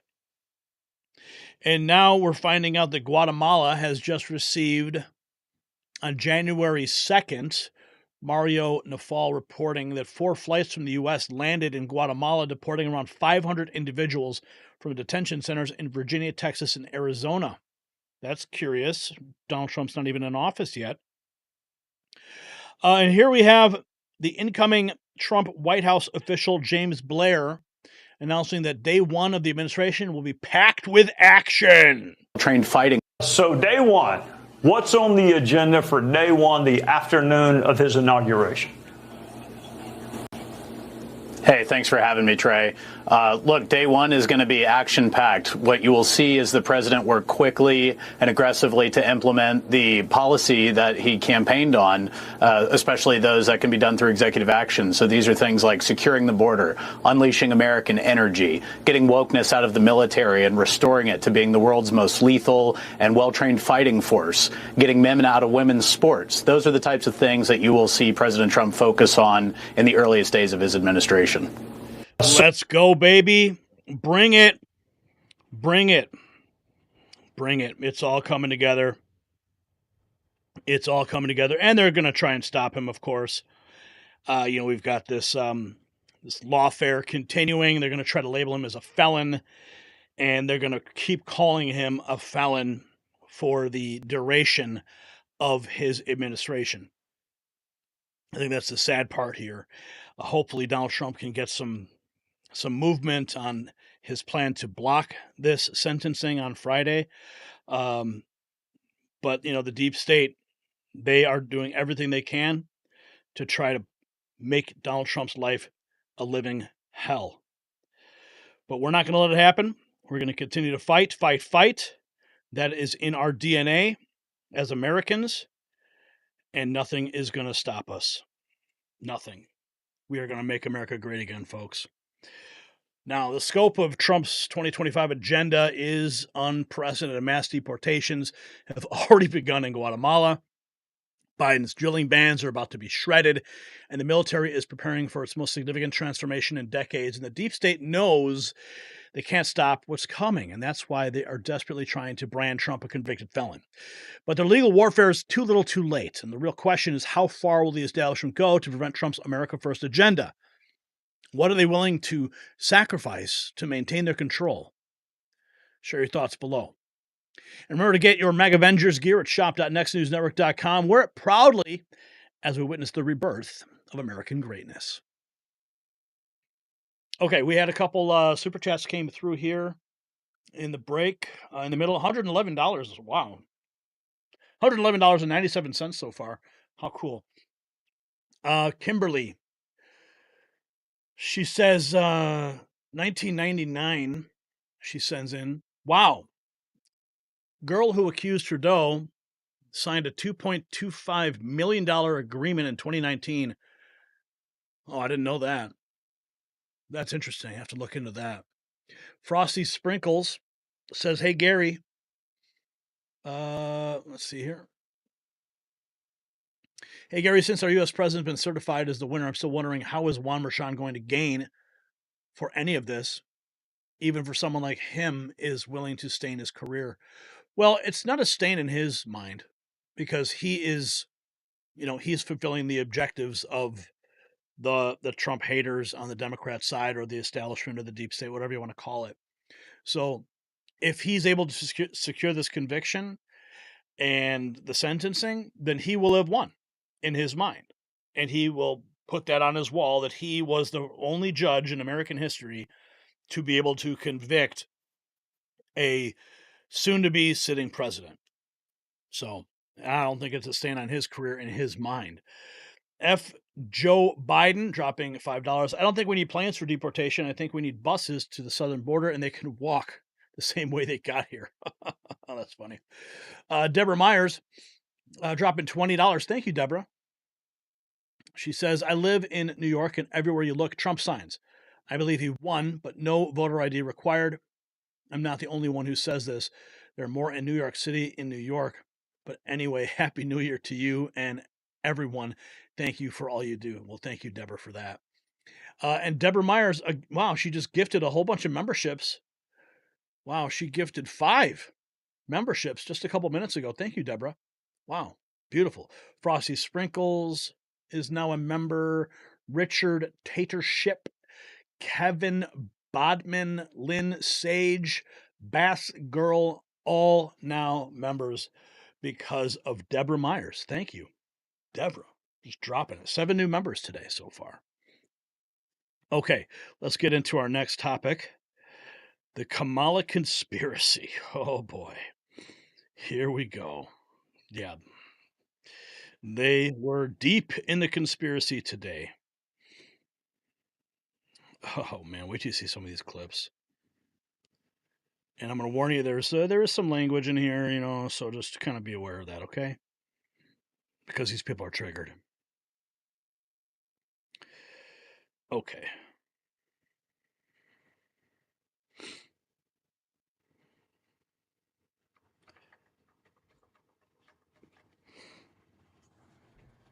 If you've been watching liberal social media lately, you've witnessed something extraordinary. The complete mental breakdown of an entire political movement. For months, they've been pushing this elaborate fantasy about Kamala Harris having some sort of secret plan to stop Trump's certification. The Blue Anon crowd actually convinced themselves that there would be some grand revelation, some magical moment where Harris would emerge triumphant. Instead, we watched her certify her own political obituary. But here's where it gets interesting. Their delusion reveals something far more sinister about the Democrat establishment. Now, patriots, while we watch this fairy tale crumble of the left, there's a real crisis that's threatening our food supply that nobody's talking about. The American bee population is in danger, and with it, our entire food chain. But Patriot Bee Best is taking action, creating a nationwide movement to save our bees and protect our food security. For less than 17 cents a day, you can join this critical mission and support conservative values at the same time. Visit patriotbeebest.com. It's linked below, and use code NEXTNEWS for 25% off your monthly subscription. Don't wait until our grocery shelves are empty. Join the hive of patriots protecting America's future today. So we got a lot to get into in this segment. But first off, I think this was one of the big stories that was circulating in this video you see here. Okay, watch closely. All right. Now, this guy, No Lie with Brian Taylor Cohen, was just one of the individuals who posted this. He says the husband of a Republican senator just refused to shake hands or make eye contact with Vice President Harris, the level of class you can expect from MAGA. That's what he wrote here on the caption to this video. Now, I swiftly pointed out to him, I said, yes, the classless MAGA husband narrative, except he was literally holding a cane to support himself. Maybe try looking a little closer before posting, Brian. The desperation in your spin is showing. Stay classy. Now, if you look closely, there he is holding his cane. Now, if you watch again, watch closely what happens in this moment. The hand on the Bible, he's holding the Bible. And she reaches to shake his hand after he's like in the midst of handing the Bible back over, but he's holding his cane at the same time. And he does acknowledge Kamala Harris. See, he shakes, he looks at her, acknowledges her, and then stands there for the photograph. And Kamala Harris is like, oh, okay, I guess you don't want to shake my hand. Well, he's holding a cane. So this is like the big thing today. Everyone, this guy, right? So we're just debunking that in real time. Got to do it. That's our job here. But the Blue Anon crowd is going nuts. Now, before I get to what some of these people are saying, here's Representative Nancy Mace. Listen closely to what she says here. Constitution. Today we certify the election results, the mandate from November 5th. A little bit of history here. Democrats have objected to every presidential election, certifying every presidential election this century. So constitutionally, Article 2, Section 1, as amended by the 12th Amendment, requires the President of the Senate, aka Kamala Harris, to come into the chamber in the President of the Senate. Okay? That's what the term is, Madam President. That's what they refer to her when she is in the Senate chamber. By the 12th Amendment, requires the President of the Senate, aka Kamala Harris, to come into the chamber in the presence of both the House and the Senate to open all envelopes and certify the results of the election, count the votes for President and Vice President. That happens at 1 p.m. today. Okay, so she clearly states her terminology is Madam President. But we have this guy or thing. The left, Dusty posted this. Let me see if I can get a better angle for you before I go vertical again. The left thinks there's some sort of conspiracy over Kamala Harris because she kept getting called Madam President. Does the left know anything about the Constitution, the electoral process? Okay, listen to this person. President. So breaking news, as I am watching the certification live happen, every time they read one, they're saying Madam President. Not Madam Vice President. They're saying Madam President. Listen,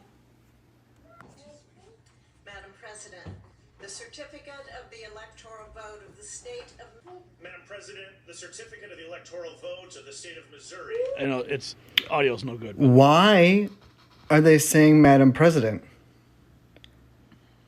What is going on?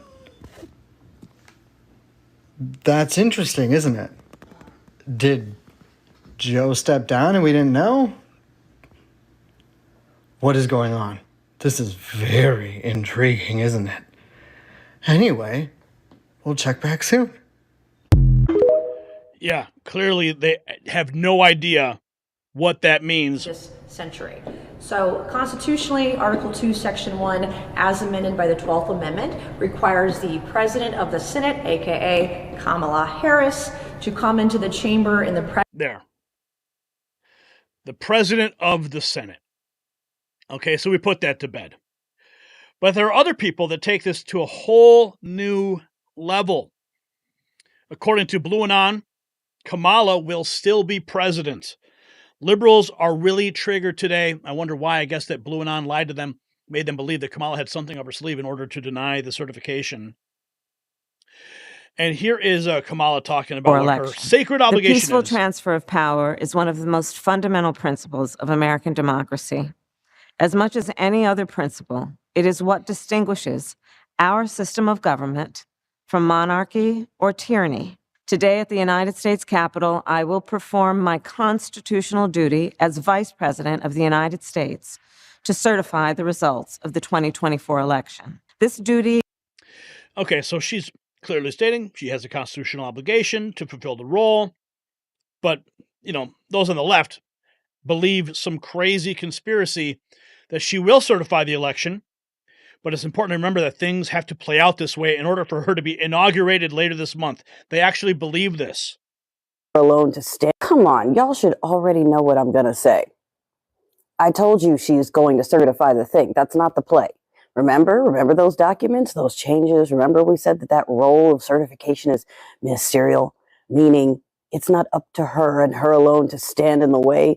That whole belief was what's his face, okay? That was him threatening his own Veep and insisting that he do something that it wasn't in his role to do.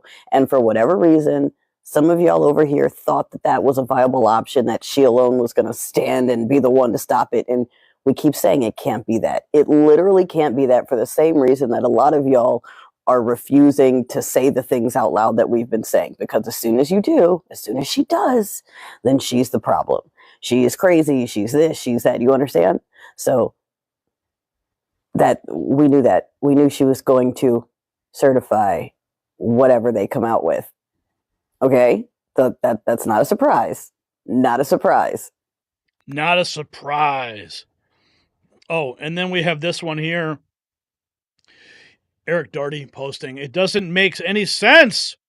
A liberal on TikTok loses their mind after Kamala certifies her own defeat because there was an entire theory among these people. There was a plan to ensure Kamala Harris would become president." I'm going to go dig out. Like I've said, there has to be. Why would you work through Christmas? Why would you write a flurry of random executive orders? Like, none of it's making sense. Your intuition is telling you something for a reason. I'm going to hold out for a while because to me, it just doesn't make any sense. I like when things make sense. I don't know. But I still don't believe that they just turn their backs. Some people are going to be like, they did. Fine. Great. What's your plan then? Like, none of this makes any sense. I'm sorry it doesn't, but it doesn't. It's not my fault. I'm going to go dig out a car or two and go get some dog food. Try to have a good rest of your day. Try to be level-headed. I don't know. I might make some more videos later. We'll see. We'll see how the vibes are. But just know, I don't know what else to say. Oh man, these people are so triggered. Especially, going back to the, before I got this clip of a former campaign staffer for Kamala for you. But this woman here, okay, I want to go back to the whole thing with the cane and the refusing the handshake conspiracy that they're trying to push. Here's one person who's just taking it to a complete next level. I want to warn you, some of the language this woman uses is over the top. She says, "I'm trying to figure out why these MAGA MFs are still so mad." That's crazy. I'm trying to figure out why you MAGA bitches is so mad. Bruce Fisher, with your funky ass, can't even raise your eyes to look at the Vice President of the United States in her face, or fix your mangly ass fucking hands to shake the hand of the Vice President when your wife is getting sworn in. What the fuck is your problem, bitch? You know, y'all so fucking rotten and so evil and so demonic that you can't even do the bare minimum basic decent shit. Even when you fucking win, you have every reason to be celebrated, every reason to be joyful, and you got a motherfucking problem, bitch. That's crazy. That's crazy. First of all, thank the Lord. Thank the Lord that you didn't touch her. That was Jesus protecting her from your evil demonic ass spirit. Now she ain't got to wash her hands 15 fucking times. And it shows her power. Oh my God, imagine the power of this woman that you sitting up there cowering. You got your eyes peeled out the ground like a bitch, like a punk ass bitch, too afraid to even look this woman in her eye. You standing over like she got the fucking plague on her. That's power that you just giving her. You giving her the power in that moment while you trying to be fucking funny. You probably one of the motherfuckers that used to have the goddamn swimming pools drained when black kids swim in the hole. That's the kind of energy that you give. But I'm just trying to figure out why the fuck you MAGA bitches are so upset. Y'all got everything you fucking wanted. You got the House, you got the Senate, you got the White House, and you're still fucking mad. Cause y'all rotten. You're rotten and you stink. Damn. Yeah, see, I told you. It's crazy. Crazy people. But here's that, this was published back in November. An ex-Kamala campaign employee begs Democrats to stop buying into the conspiracy theories and bluntly tells them that Kamala isn't going to be POTUS. Loneliest. I need to talk for a second. I need you to understand something. There is no plot twist coming in this year's election results. There isn't going to be some grand reveal that secretly Kamala won all along and this was all a honey trap set by the campaign to finally catch Trump and hold him accountable for one of his many, many crimes over the course of his life. And please believe me when I say it brings me absolutely zero pleasure to tell you that. I literally worked for her campaign. I've been at HQ for the last several months. I am actively moving back across country from Delaware to Kansas right now, making the saddest, loneliest solo road trip of my life. If things had gone according to plan, or at least according to how I had hoped they would turn out, I would be making plans to move to DC right now. I'm also a disabled queer woman who is married to an active duty service member. I am quite literally terrified of what a second Trump presidency may mean for my family specifically. So again, I wish more than anything that I could tell you that there was any just sliver of merit to all of the conspiracy theories that I keep seeing going around on TikTok. But not only is there no merit to them, quite frankly, I'm worried that they could be actively harmful. Every second that people spend obsessing over and hoping for and waiting for some secret plot twist like we're living in a movie is more time that they are not spending organizing and getting involved in their community and taking steps to protect themselves and their loved ones from what a Trump presidency will mean for their families. And honestly, while I do think that some of the people spreading these conspiracy theories on TikTok are, in fact, true believers in them, there's also a substantial financial incentive for people who don't believe them at all to lie and tell you that they do. Not only are they preying upon people's despair and fear in a moment of extreme uncertainty for our country, we know for a fact that conspiracy theories are one of the most profitable content niches on TikTok. So I'm telling you this as both a former, very proud Kamala campaign staffer and as a professional digital strategist.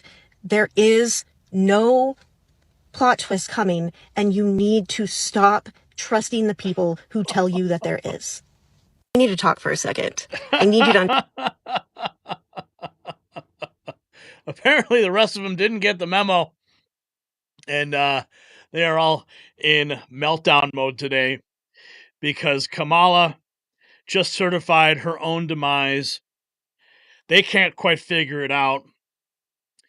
So what is Blue Anon? If you believe that DC is under military occupation because there's nonstop threats from Trump supporters, Joe Biden's the most popular American president of all time, Russia, you might be Blue Anon. Blue Anon is a loosely organized network of Democrat voters, politicians, and media personalities who spread left-wing conspiracy theories such as the Russia hoax, Jussie Smollett hoax, Ukraine hoax, Covington Kid hoax, Brett Kavanaugh hoax. Blue Anon adherents firmly believe that right-wing extremists are going to storm Capitol Hill any day now and remove lawmakers from office, hence the need for the deployment of thousands of National Guard at the U.S. Capitol. That was published 7 hours ago. But they are triggered beyond belief. And it's because they all, it's because you got people like this in New Jersey. Did you hear about this? This is what happens when you vote for Democrats or don't vote at all. New Jersey Democrat Governor Phil Murphy passed Act 1669 as part of the state's 2025 budget in June to address a teacher shortage. The law went into effect on January 1st, 2025. New Jersey teachers no longer required to pass basic literacy test. Yeah, that's just a symptom of the larger problem. And of course, you have Chuck Schumer. Is wrong. I want to play you a little bit of something you said last year. Take a look. I talk to President Biden, regularly, sometimes several times in a week, or usually several times in a week. His mental acuity is great. It's fine. It's as good as it's been over the years. All this right-wing propaganda that his mental acuity has declined is wrong. Yeah, that was just another conspiracy that we were pushing, right? Well, let's see how he responds to this. Leader Schumer, what do you say to Americans who feel as though you and other top Democrats misled them about President Biden's mental acuity? No. Look, we didn't, and let's look at President Biden. He's had an amazing record.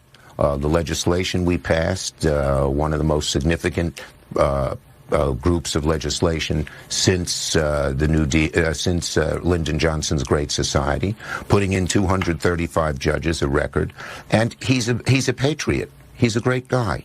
And when he stepped down, he did it on his own because he thought it was better not only for the Democratic Party, for America. We should all salute him. We should all salute him. Do you feel, as we have this conversation today, that President Biden could serve another 4 years had he stayed in the race and potentially won? Well, I'm not going to speculate. As I said, I think his record is a stellar one, and he'll go down in history as a really outstanding president. That's hilarious. That's hilarious. Oh, here's the one. Harris voters are now decoding her posts as proof that she has a top secret plot to stop Trump and reclaim the presidency. I am shook, shaken, and stirred right now. I had to get out of bed. Did y'all see Kamala Harris's end of the year / New Year post? No. Why was it? Why? There has to be a reason it was that extra. Because that was unnecessary. I feel like this is there. It's coded. It's coded. I don't know what it means, but it means something. She's not going anywhere. I think that's very clear from this video. She ain't going nowhere. Also, another reason why I think this video is important is that Biden is not featured at all.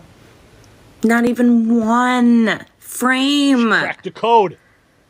I feel like that's strange. I feel like that's a little strange. Remember, the things that she keeps repeating.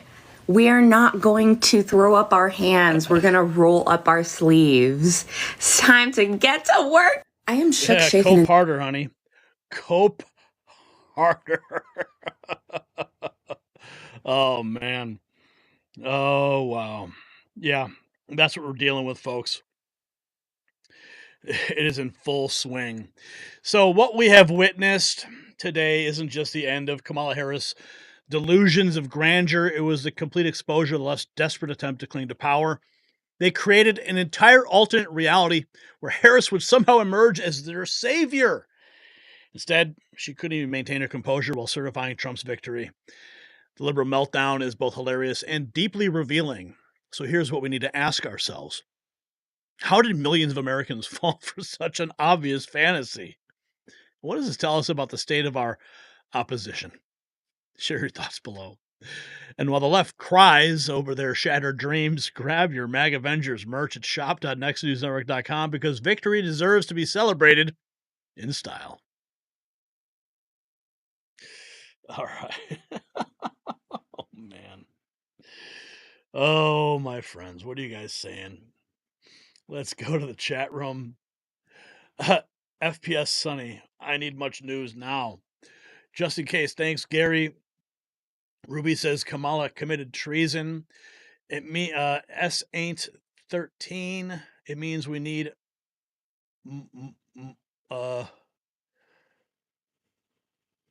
more mental institutions now. Ruby says Kamala committed treason. Barry Electronics, all these pardons and executive orders need to be overturned because Biden's incompetent. She needs some milk. Kamala, you're fired, says Mark. Mental illness runs rampant in this country, says Sherry. Gary Songer says Biden will go down in history as America's worst traitor. It will take decades to remove his stain. Gary, Nick says, stop giving the delusionals airtime. Oh, come on. It's so much fun, though.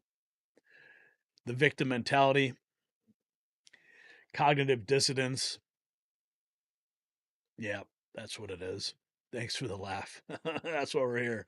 Sometimes you just got to laugh, right?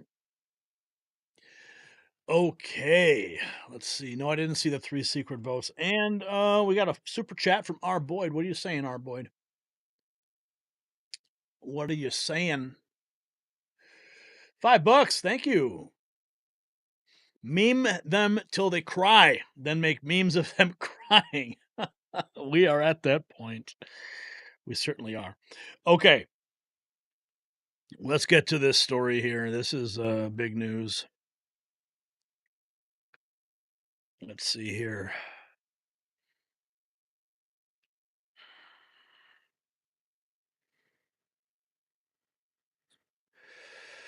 Okay. Trump dance at 200. Sure, you want dropping $2 for that? I do the Trump dance for free. All right.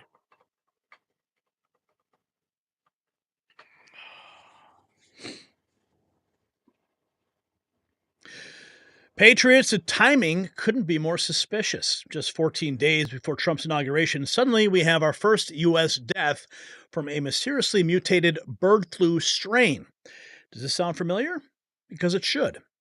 8 years ago, before Trump's inauguration, the first inauguration, Fauci warned of a pandemic, and now, as if on cue, the entire fear machine is spinning up again. Fauci, Birx, and the usual suspects are emerging from the shadows, and the media is already pushing their narrative of one mutation away from disaster. But here's what they don't want you to know about this convenient crisis. Now, my fellow Americans, while the deep state tries to frighten us with their latest health crisis, they're also waging war on your wallet through skyrocketing energy costs. They want you to be dependent and afraid. But there is a solution they don't want you to know about. This revolutionary device is helping thousands of patriots slash their electricity bills by optimizing power consumption and reducing waste. It's so effective, the energy companies are trying to keep it quiet. Don't let them win. Visit don'twastepower.com and claim your 50% New Year discount. Take control of your energy independence today before they shut this offer down. Remember, energy independence is American independence. Now, I want to take you back for a second. As I was doing my research into this topic today, who did I come across but the beautiful Angie, May 31st of 2024, when she reported on the Biden administration securing millions of H5N1 vaccine doses, proactively responding to the bird flu despite its current low threat level. This was in May of 2024. Here is the beautiful Angie. Don't miss Gary's. The Biden administration is acting quickly to counter the looming threat of the bird flu virus, H5N1. Despite little evidence of the virus in retail dairy samples, top U.S. government officials have secured millions of vaccine doses from a manufacturer, CSL. This move shows a proactive response to a potential pandemic, avoiding complacency despite the virus's current low threat level. Measures to vaccinate farm workers and others exposed to the virus are being considered, showing a commitment to containment and prevention. Despite reassurances from the CDC that the situation is controlled, the administration is determined to avoid future health crises. There you have it. There's Angie. Yeah, we were on top of this quite some time ago. And with all that being said, Gavin Newsom, December 18th of 2024, declared a state of emergency. Response to the virus. So several months later, the state of emergency was declared. And California has declared a state of emergency in response to the bird flu. Governor Gavin Newsom made the proclamation in order to streamline and expedite the state's response to the virus. This virus has spread to 16 states, and California has reported 34 human cases. That's more than any other state. All infected individuals had exposure to infected cattle, and California also has the greatest number of cattle herds infected. And California has. And what is John Rich saying? Yeah, John Rich has had an important message. We put it out on our X account. He's sounding the alarm on the bird flu psyop. Flu nonsense. Hey folks, your buddy John Rich here. And like you, I see this bird flu nonsense popping up everywhere. I see all the old players, Fauci, Birx, whoever that lady is that keeps telling us all that the cows are dying and the chickens are dying. I believe she was the one last time that said we should all be maybe put into camps if we didn't get vaccinated. Anyway, they're all showing back up. We're all seeing it. So we all know what's coming. We all know what's ahead. Forward this post. No joke. This is more important than almost anything we could be talking about. Forward the post to all your people. Rip the video, download the video if you want. Post it on all the other platforms and let everybody know. You guys stay safe. Have a great New Year, and I'll talk to you soon. God bless. So John Rich is no moron. Louisiana now reporting the first bird flu related human death in the United States. There's the headline from Fox News. Louisiana reports first bird flu related human death in the United States. And what's really curious is that there was this bird flu summit. Do you guys remember this? I remember reporting on this. It was this was in July of 2024. So let's think about it. So in May, Angie reported on the vaccines that were being secured by the Biden administration. And then in June, we have the bird flu summit that's taking place. Fast forward, we have the state of emergency declared in California. Now this is a woman who is talking about this bird flu summit. Headline news. Okay, so I have to do this really quick video because I was listening to the radio today, and this is Cambry of Cam V TV. This is on her X account. Now I want to make it clear that she posted this July 9th of 2024. News. Okay, so I have to do this really quick video because I was listening to the radio today and they were talking about this huge international summit in Washington, D.C. that I am not hearing on the news.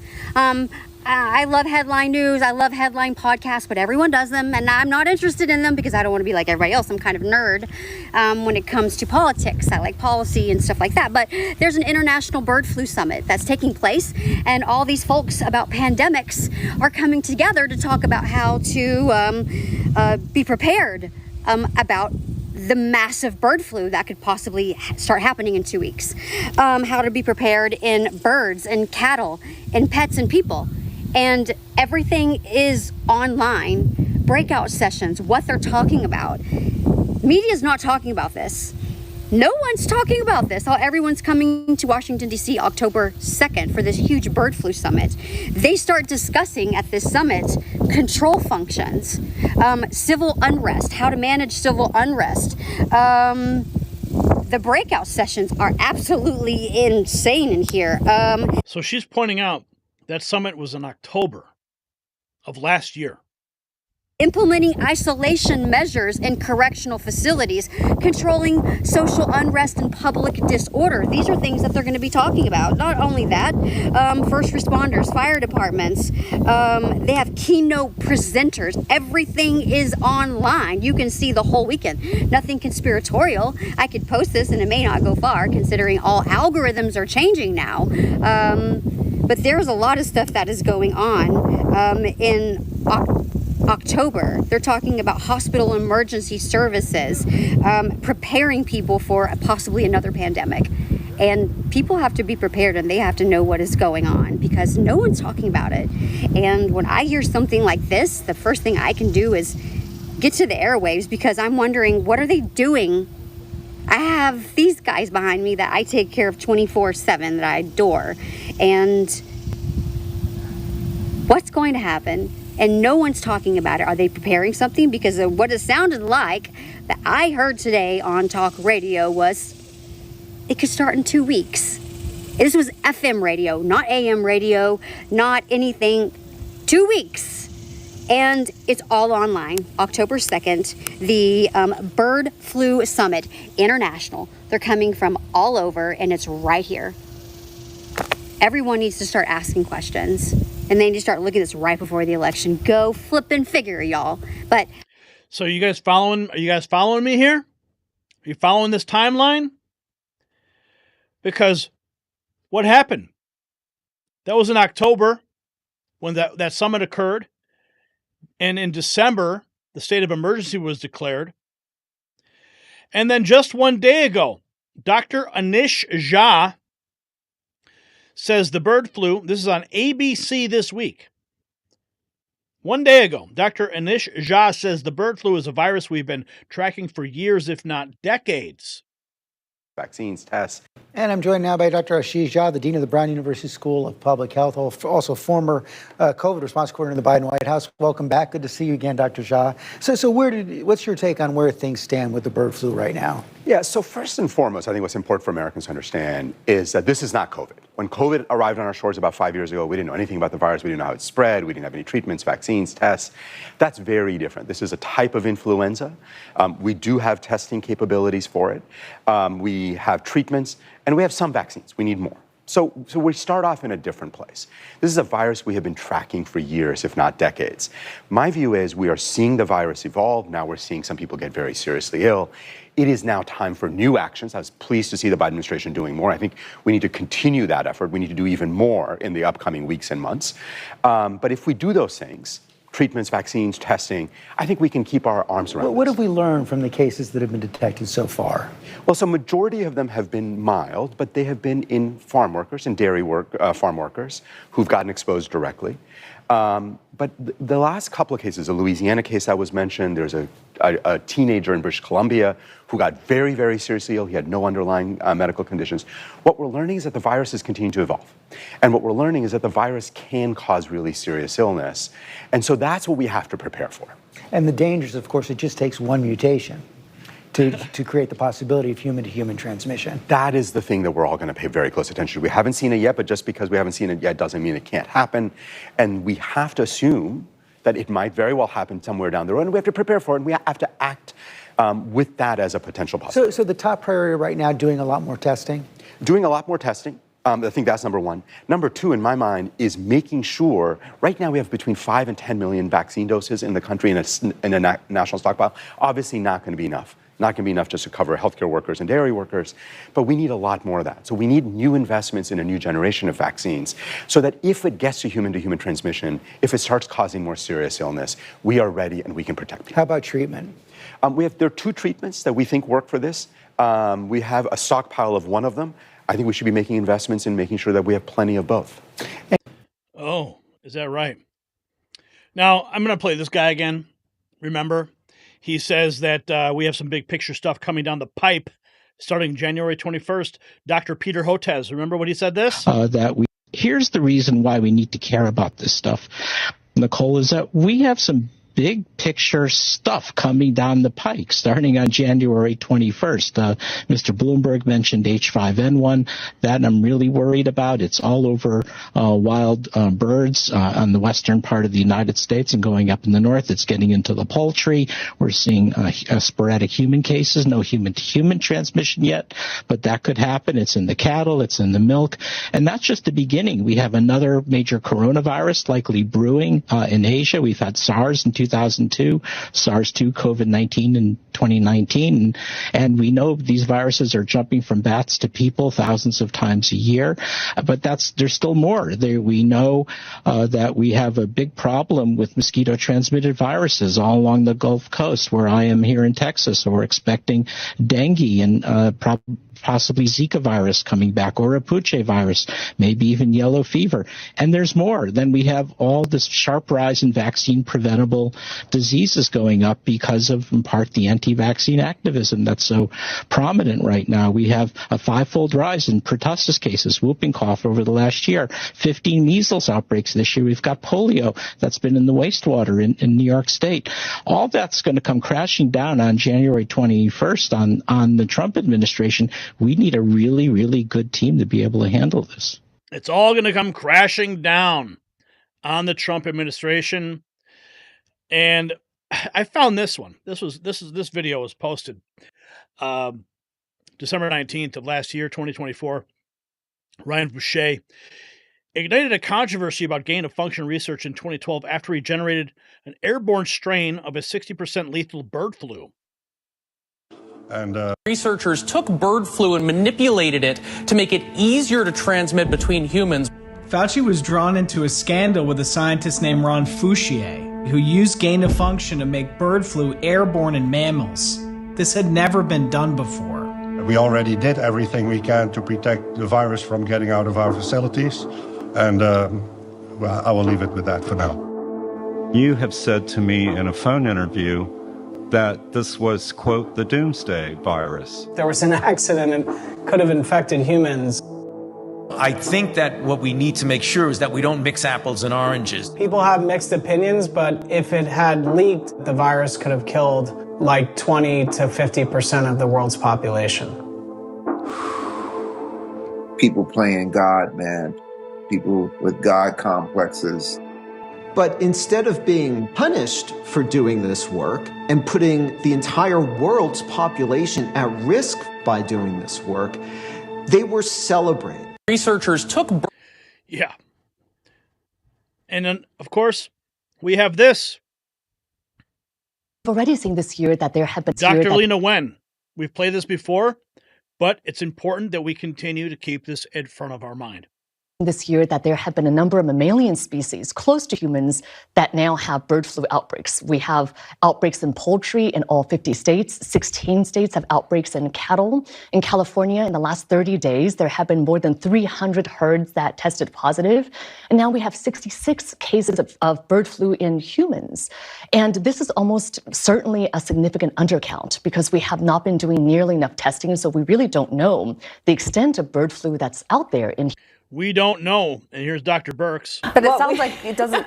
It sounds like from what you're laying out, you don't think this country has learned from the COVID pandemic. And there's not a sense of urgency right now. Our agencies are making the same mistakes they made with COVID. The number 2 principle of pandemic is detect. And the only way to detect for viruses is to test. You cannot see a virus through symptoms. You miss so many cases. Yet we're still talking about flu-like illness. Dr. Birx and her scarf. Okay, and here's Fauci. And we the sobering news. Now, let me tell you the sobering news. The sobering news is that can change because the virus infects more than one species, and we know it can infect pigs. Pigs are on farms with chickens and with cows. And chickens and cows can infect with their virus a pig, and then a human virus can go into pig, and then you could get a reassortment of a virus that has some of the dangerous qualities of H5N1 and some of the capability of spreading from human to human of a human virus. So that's what public health officials are concerned about. that when you have the circulation of this virus in multiple species, including a mixing bowl species like a pig, you might get a reassortment and a mutation that could make this something we really have to be concerned about. And that's the reason why the CDC says, although currently the risk in general is low, we still have to pay close attention to the possibility that that might change. We're all paying very close attention, Dr. Fauci. Don't you worry. And here is some of the fear-mongering that's been coming out of the media as of late. This was, we published this just a couple days ago. This was on CNN. State of emergency. There are new concerns tonight as bird flu continues to spread. A week ago, California declared a state of emergency after a mass infection of dairy cattle there. In Washington state, where cases have been on the rise, more than half of the big cats at one wildlife sanctuary died after contracting the virus. Even more concerning, it is unclear exactly how they got bird flu. Joining me now, Director for the Center for Infectious Disease Research and Policy at the University of Minnesota, the epidemiologist, Michael Osterholm. Good to speak to you again, sir. Thanks so much for joining. Thank you, Jim. Good to be with you. As far as we know at this point, bird flu has not made the jump of going from human to human. People have contracted the virus from animals. I wonder how far away we are from that possibility. Are we just, in effect, one mutation away from human to human transmission? Well, Jim, let me just be really clear here that, this is not rocket science, this flu work. It's actually a lot more complicated. We don't know. And anyone that tells you they do know, you have to be very careful. What we do know is, of course, flu viruses continue to change. They mutate. This particular H5N1 virus has been doing this really since 1996 when it first showed up in China, caused an outbreak in Hong Kong in 97. And what most people don't realize is this was killing cats way back in 2003 and 4. One of the zoos in Thailand lost over 100 large cats because they were fed culled poultry that had died from H5N1. And so we've been seeing this for a long time in cats. What's changed, though, is in the last 2 years, a new strain of this H5N1 has emerged that has caused a lot of additional infections in mammal species that we'd not seen this before, over 50. And of course, as you're well aware, the dairy side of the house now has also contributed substantially to this, which we had never seen before. So we don't know where we're at right now with this virus. There will be more influenza pandemics. Is this the one that's going to cause it? We don't know. One mutation away. That's the language being used. And we also know that there is some crazy stuff going on in China right now. Here's another clip. 6 hours ago published. CDC says the bird flu has mutated as a 65-year-old patient in Louisiana is suffering the nation's first severe infection. The agency maintains that the risk of a widespread outbreak remains low. Let's go to Christina Coleman now with the very latest on this. Hi, Christina. Hi, Griff. The CDC says a genetic analysis indicated that a mutation of the virus was discovered inside a Louisiana patient. This person contracted the first severe case of H5N1 in the nation. The patient is one of the 66 confirmed bird flu cases in humans in 10 states across the U.S., including California, Michigan, and Texas. There was no evidence that the Louisiana patient passed the illness to anyone else. Health experts say the genetic analysis from the Louisiana patient indicates the virus evolved in a way that can make it more transmissible to humans because it more easily binds to the cell receptors in the upper respiratory tract. Wow. Wow. Yeah. Where's that other clip? I've got one more clip here from this. Let's see, we've got the CDC. Oh, here she is. Here she is right here. Concerning new CDC report on the first severe human case of bird flu in the U.S. Samples taken from a patient in Louisiana show mutations that could make it easier for this virus to spread from person to person. Now, right now, there's no evidence it's been passed along to anyone else, and the CDC says risk to the public remains low. But oh, do you guys detect a pattern here? Do you? Sounds like something like this. Unfortunately, some members of the media Some members of the media use their platforms to push their own personal bias. to push their own personal bias and agenda to control exactly what people think. This is extremely dangerous. Yeah, extremely dangerous indeed. We're going to keep a very close eye on all this, my friends.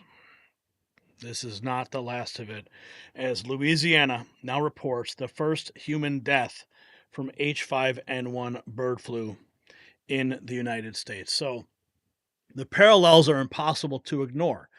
A new health crisis emerges just as Trump prepares to retake power. Same cast of characters return to the stage, pushing the same narratives of fear and control. From Louisiana's first death to the CDC's conveniently timed mutation announcement, every piece fits perfectly into their playbook. But this time, the American people are awake and watching. The question we must ask, will we allow them to use the same pandemic playbook to derail Trump's return to power? Or have we finally learned our lesson? Share your thoughts below. And show your resistance to their fear tactics with our exclusive MAGAvengers collection at shop.nextnewsnetwork.com, because this time, we won't comply. All right. Deborah Myers just gifted 5 memberships. Wow, she's on a roll today. Granola Grin, Mark Nielsen, S. Ain't 13, Michelle J., and Harry Bishop. Welcome to the club. And we're now at $118.97 in Super Chats today. Now let's take a look at what you guys are saying in the chat room. Let's see real quick what's going on. Okay, KNK. 3 secret bills were put on the floor and were allowed to be read from senators from Michigan, California, and other states, which will be read on the floor tomorrow. Do we know what this is about? I do not know, but I will keep my eye open for it. Ocean Breeze Salty, what's up? Demon Rat Goblins and their minions have plans within plans. Mountain Goddess, question everything. Yes, indeed. Catherine Brandon, how can we believe anything they say? The last test didn't even work. They said it was a 50-50 wash. Mike Taylor News, they want us to think God made a mistake, didn't know how to protect us from viruses. Looks like we got a new member who has just joined. Let's see here. And Tom got a rotisserie chicken from Publix. Let's see, where is that? Candy Black. What's up, Candy Black? Just became a member. Welcome her to the club, everybody. Welcome her to the club. All right, let's see here. Continuing back into our chat room. And we're going to check in as well with the latest goings on in the Next News Network feed. In case you didn't know, we're now gold check mark on X. Yeah, I decided to test that out and see what it feels like. See if I can detect any, increase in viewership or impressions. Let's see. Continuing with who else is in the chat. The countdown is on. Says Brand 47. Oh, that was 3 hours ago. Fauci diapers. We're the only thing standing in their way, says KJ Wilson. Fauci must go to prison, says Felicia. Okay, let's take a look at the feed. What's going on here? Okay, Canadian politicians are now threatening to annex California, Washington, Oregon, integrate them into Canada. That's got to be a joke. Paul Sperry, 1 hour ago, DOJ official who led the Mar-a-Lago raid has quietly left the department to get ahead of the Trump axe. Bratt, a Democrat National Committee donor, had replaced the DOJ pal David Loffman, an Obama donor who targeted Trumpers in Russiagate. Who else? What else have we got going on here? I gotta reload this page. It's getting a little laggy. Much love to you and your family, Gary. Thank you, and the madness. Farmers Dax, what's up? Good to see you here. Pothead Kenny, beautiful night, everyone. Yes, it is. It certainly is. Is this page going to refresh or not? There it is. Okay. Let's see. Establishing this. What was going on here at the Golden Globes? Yeah, sorry to present that to you, but that's where we're at. Viva Frey saying, for everyone saying Trudeau didn't resign, he just announced his intention to resign. There's a kind of order to follow. You don't just resign and leave Canadian government on the spot. Yes, he announced his resignation to be replaced after Liberal leadership elections.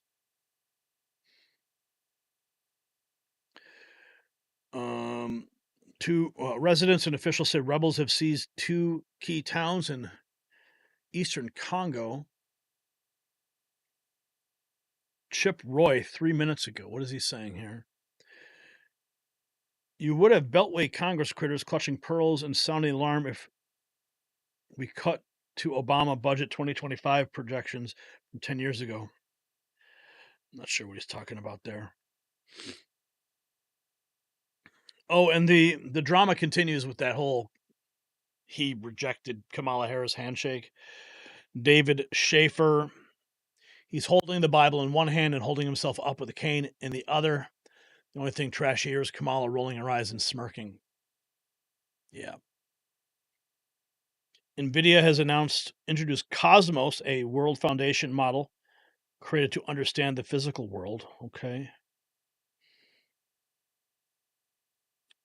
Wayne Allen Root reacts to Congress certifying the election results.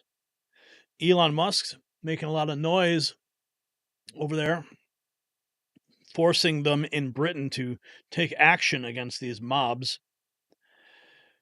Good Morning Britain poll blew up in their face. Elon Musk is on a rampage, and it's a good thing what he's doing there. Ian Miles Chong, Britain's Uniparty, is terrified of Elon Musk. Okay, let's see here. Okay. All right. I'm going to call this show a wrap, my friends.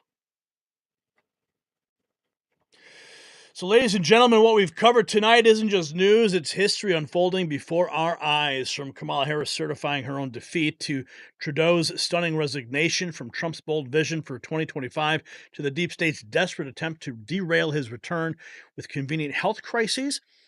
We're witnessing the complete reformation of global power. But let's be clear about what we have seen today. We watched as the old guard quite literally using walkers in Congress, tried to maintain their grip on power. We saw the complete mental breakdown of the left as their Kamala Harris fantasies crumbled into dust.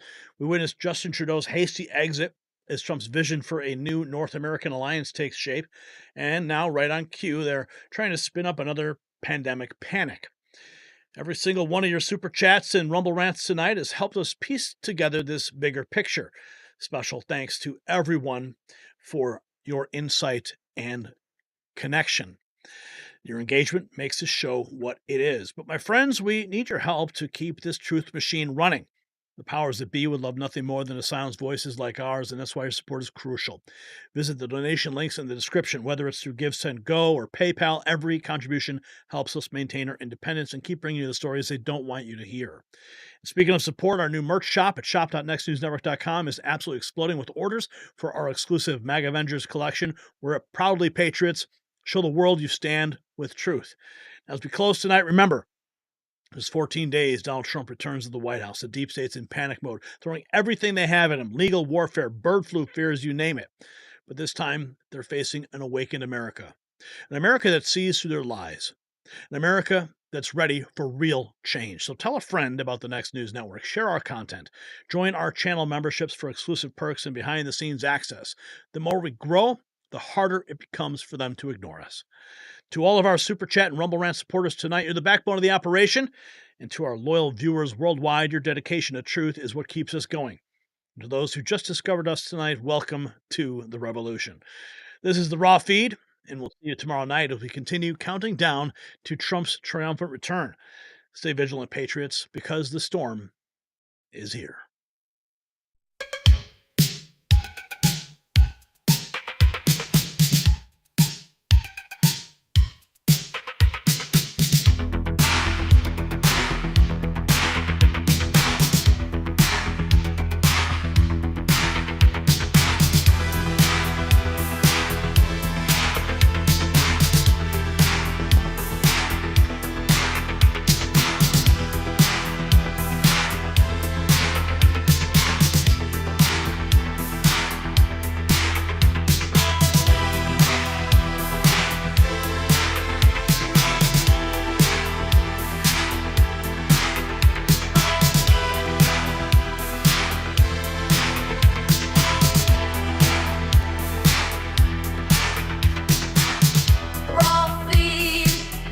It's a place to be. Live show.